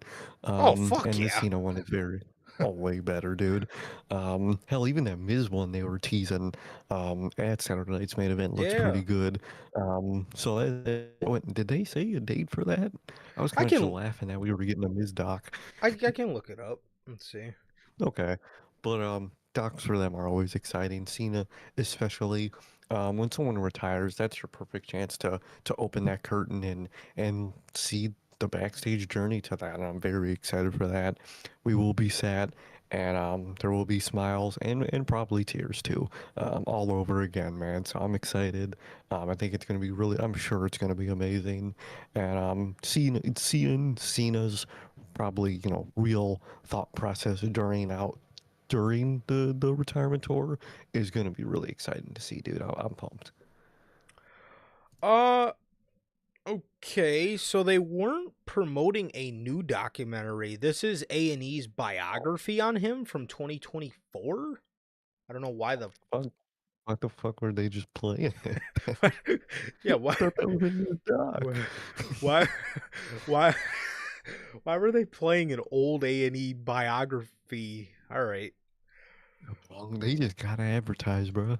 I guess. I guess they do promote their A&E biographies a lot, which are actually very good. That's a very underrated piece of WWE programming. Those A&E biographies are the A&E rivals Yeah. very good pieces of content for sure. Very underrated for sure.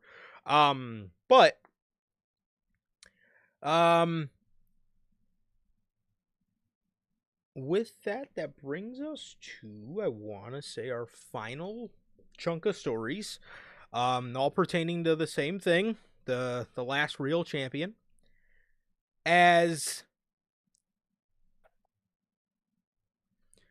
according to Uncle Dave, John Cena losing his retirement match was what Cena and WWE wanted, with the idea to make someone on the way out.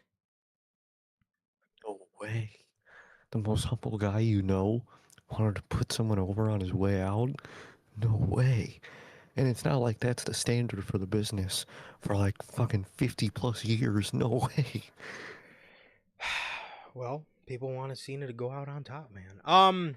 So also did forget to mention this with the whole Linda stuff, but Linda McMahon was in attendance for Saturday night's main event. Neither Shane nor Vince were there, and no one spoken to heard internally about Vince potentially attending. Vince got a positive response from those inside the arena when he appeared on John Cena's tribute video. I forgot to mention that. Personally, for me, again, feel what you want about Vince. I don't. You guys know how I feel about Vince. In saying that, I actually love that they put him in there. You can tell it caught John a bit off guard. You can tell by the look on his face, but I actually love that they put him in there. It actually did bring a tear to my eye. I'm just being honest again, and you guys know how I feel about Vince. I was never in favor of the man, but when you talk about GOATs, when you talk about people that have done a lot for the business, unfortunately, you can never take that away from Vince, and you can never take away his relationship personally that he has with John. And I actually really loved that they did that. I think that it was only right. Exactly. And it wasn't for the fans. It wasn't for anybody. It was for John. I think that was perfect, man. They're so connected, and you can't talk about Cena at the end of the day without talking about Vince to an extent, man. So 100%. for John, I'm glad they put him in there. 100%. So, going back to the story about Cena and WWE wanted to make somebody on the way out. WWE was blindsided by the reaction to John Cena losing his retirement match. There are many people in WWE who didn't agree with the decision of John Cena losing, but the guy in charge did it. The one thing that I can say is that even though they may say something different publicly, they were blindsided by the reaction. The idea that we did it, we knew it was going to get heat. It's just the price we pay. When they're all chanting and he's going, "Oh, I thought it would be louder," that was a defense mechanism. He's talking about Triple H at the post show. I was told there was no discussion of a reaction. Fightful followed up on Triple H's side of things, saying Triple H was said to have a smile on his face in gorilla position over the reaction to the John Cena finish.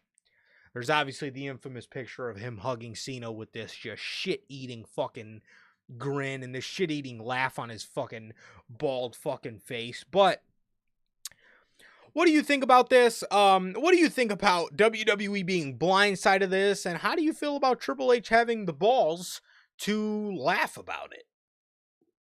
I think it's good, man. One of the few times I'll agree with Triple H, man, and one of the few times he actually grew a pair and fucking did something for once, man. And I'm glad he did. I don't know how you don't think about the reaction beforehand. That's the part to me that confuses me about this. Is like, did you not think about how they were gonna react, and did you not see the reactions to the retire all the way up to the end? And that's what they don't realize, and that's what the people that are even mad at this don't realize. Most of these people, they're not mad at the ending. They think they are. They're just taking their anger out on their feeling of the entire retirement tour at the very end. And it hit him like a truck, and it did, man. For me and for you, it hit us like a truck in the good, sad way, in the good, reminiscing way. But for a lot of these people, it hit them in an anger way. That's why they reacted like that. But I don't know how you don't expect that overall. Now, I get not expecting the level of like Triple H hate that you got, but like Triple you H dead guys ass did thinks a he lot of deserves to stuff. live. No, for real. But like you guys obviously did a lot of stuff that people obviously didn't like throughout this entire tour. You should have expected some type of shit at the end. But I guess you just didn't think about it'd be that bad. But in terms of Triple H smiling, this the one time I'm gonna agree with this Baldy. I agree with him. That was the right way to go. I don't care what anybody else in the back says. That was the right thing to do. That was the right decision, and I'm glad that he's happy and is happy with his decision. I think he made the good decision here, and I think he has every right to laugh it off in this case, man. It is funny him fucking awkwardly stumble through the crowd of reactions. It is hilarious, but I do agree with him in this one, man. I think he made the right choice. And I think he had the right reaction. I would have been laughing too because the, we obviously we talked about it a million times by now already, man. But that ending, that's the way you go out. That is the most textbook classic, perfect way to do everything. It was perfect for Gunther. It was perfect for Cena, and everything was just perfect, man. And Cena knew it. Triple H knows it. I'm sure Gunther knows it, and it matters to them, and I think that's what matters, man. So that's why he was laughing. Can't believe I was actually laughing with Triple H at the fans for once, man. Got this one time. He's got this one time, but I'm glad they did what they did. I'm glad Triple H is proud in what he did there, man. But what about you? Triple H doesn't have a lot to be proud about this year, but yeah, I gotta No, agree. I'm with him on this one. As a promoter, it is important you to stick. have balls and you have Hmm. a spine that and legs that you can stand on, right? Um and he did just that. Now, a lot of times I wish he would have taken a risk, and he doesn't. He looked spineless.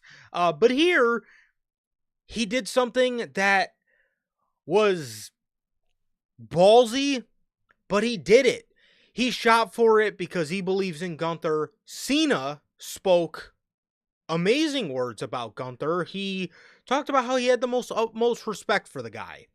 As for them being blindsided by the reaction, I mean, I can see it. I can see, how they were maybe blindsided by the severity of it. Maybe they thought people were going to be upset, but at the end of the day, they were probably. I could see why maybe they were a little blindsided. I was blindsided by a lot of the hate that I was like, wow. I mean, we put out. We talked about it on Tuesday, and we put out a clip on our clips pages about it. But it's just like, out of everything Triple H did this year, this is what we're nuclearly sending out tweets that the guy doesn't deserve to live about. I mean, that out of all the fucking out of all the things to be mad at Triple H for, it's that. Out of everything the guy's done this year, it's him. And then again, all these people sitting here, there's those in WWE who didn't agree with the decision of John Cena losing, or I mean, are you fucking stupid? I mean, John again, and then people bring up the comparison to Sting. Sting wanted to lose his last match. He wanted to put somebody over on the way Yeah. out. That's not what Tony wanted, so that's what they ended up doing. But bro, Cena wanted to lose. Cena is just, you have to be a fucking fool to think that Cena is not going to want to put somebody over on the way out. It's textbook wrestling. This is what you do. You put people over on your way out. This is wrestling 101. And did you ever think a guy as humble as John Cena is going to want to go out on top? No, the whole show was to put spotlight on the next generation. So why would he beat a guy who is the next generation, or is the generation now, that also has to show up to work in 2 days? And what, you just beat Exactly. him?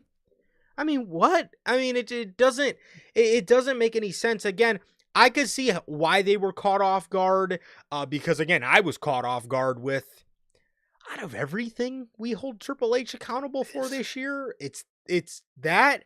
Um, so that didn't make much sense to me, man. But as for Triple H, again, this is the one time I gotta agree with the Baldy, but you gotta have balls as a promoter. You have to. And again, you live by it, you die by it. This was a scenario where Paul lived by it. A lot of times, him being ballsy, like having Jey Uso win the Royal Rumble, he dies by it. He does. But again, you live you live by the boldness, you die by the boldness. Sometimes you live by it. And in a case like Cena's, I think he lived by it. And in a case like the stuff with Jey Uso and majority of the stuff he did this year, he died by it. And a lot of times, he acts like he has no spine and he just does the safe option. But a lot of times, man, it does feel like he is. A lot of times it does feel like he is spineless and he just goes the safe route. But unfortunately, with Paul, a lot of the times he does die by it because it does end up just being underwhelming or failing. So, yeah, I mean, it's it's a situation that, again, I just can't believe I'm saying it, but I actually do agree with Triple H here. I think it was an amazing ending. Did you hear Cena's psychology behind the smile? I think I did. It was.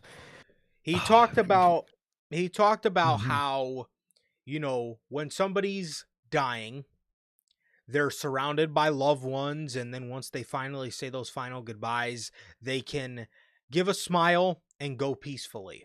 And so he wanted the connection with the audience.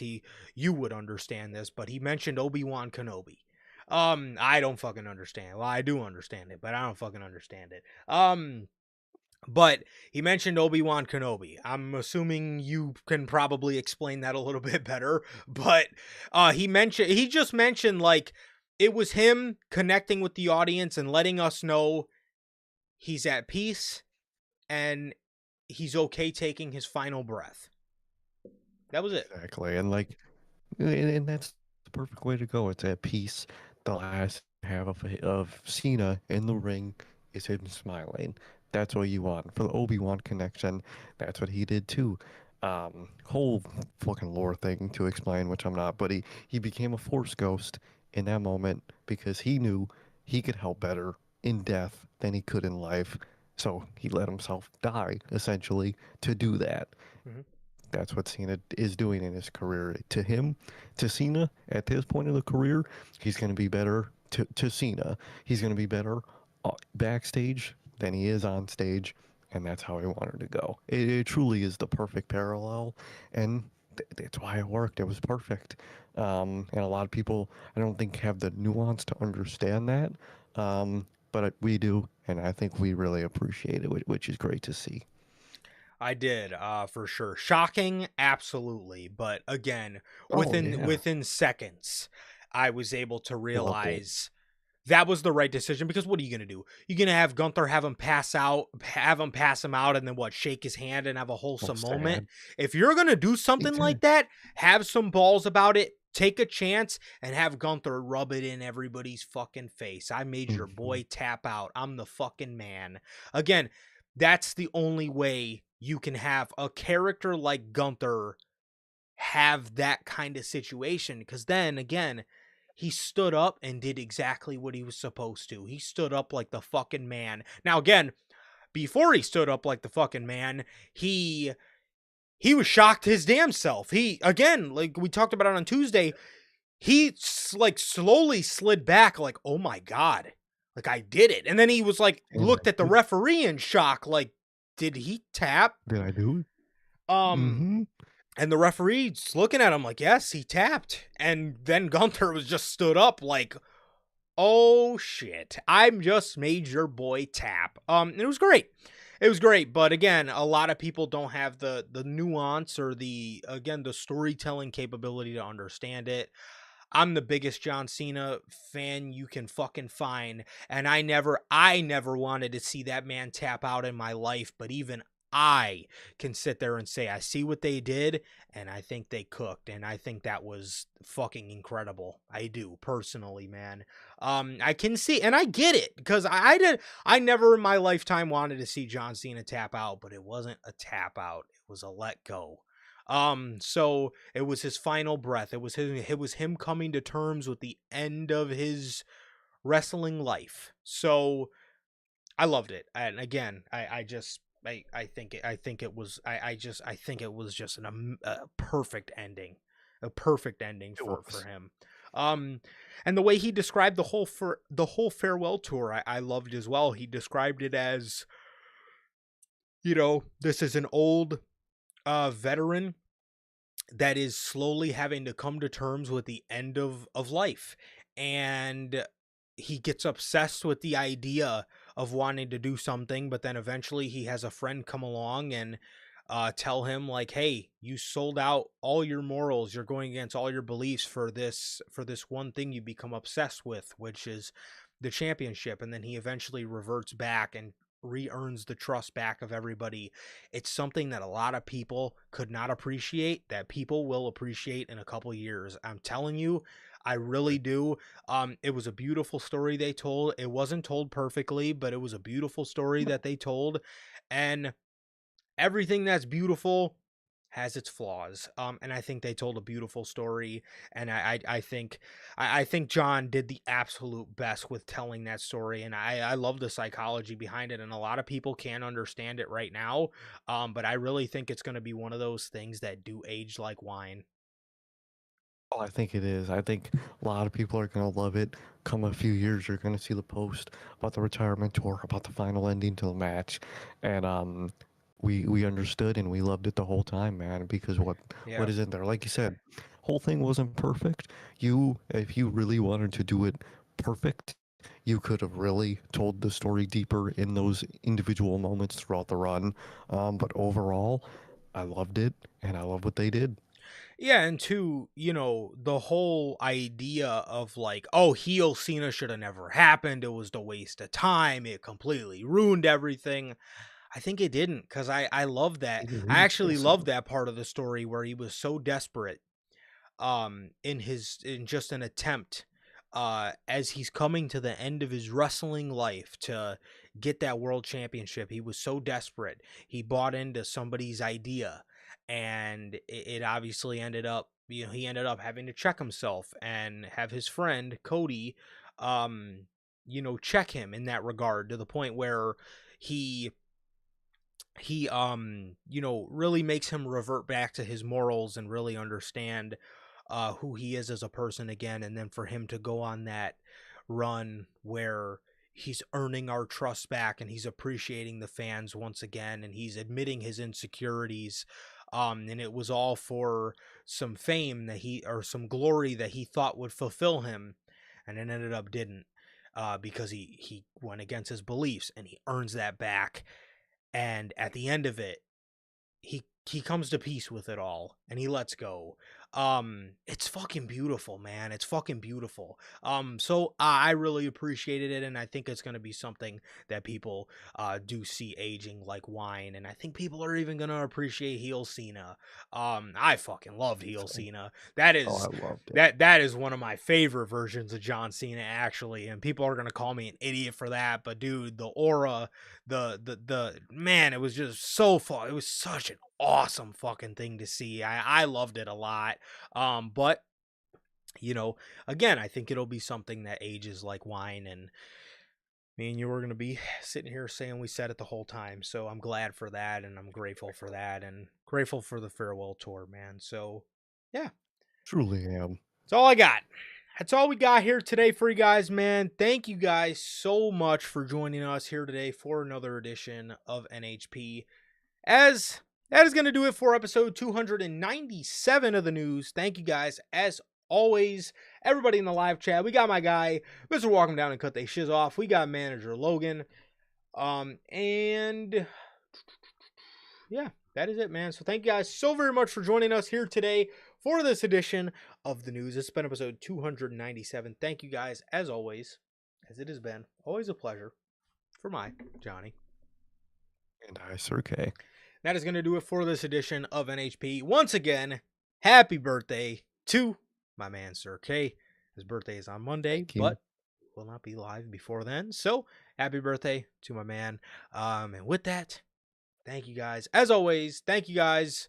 We love you guys. Please like, comment, and subscribe. And we'll see you all on Tuesday with NHP Unscripted. Peace.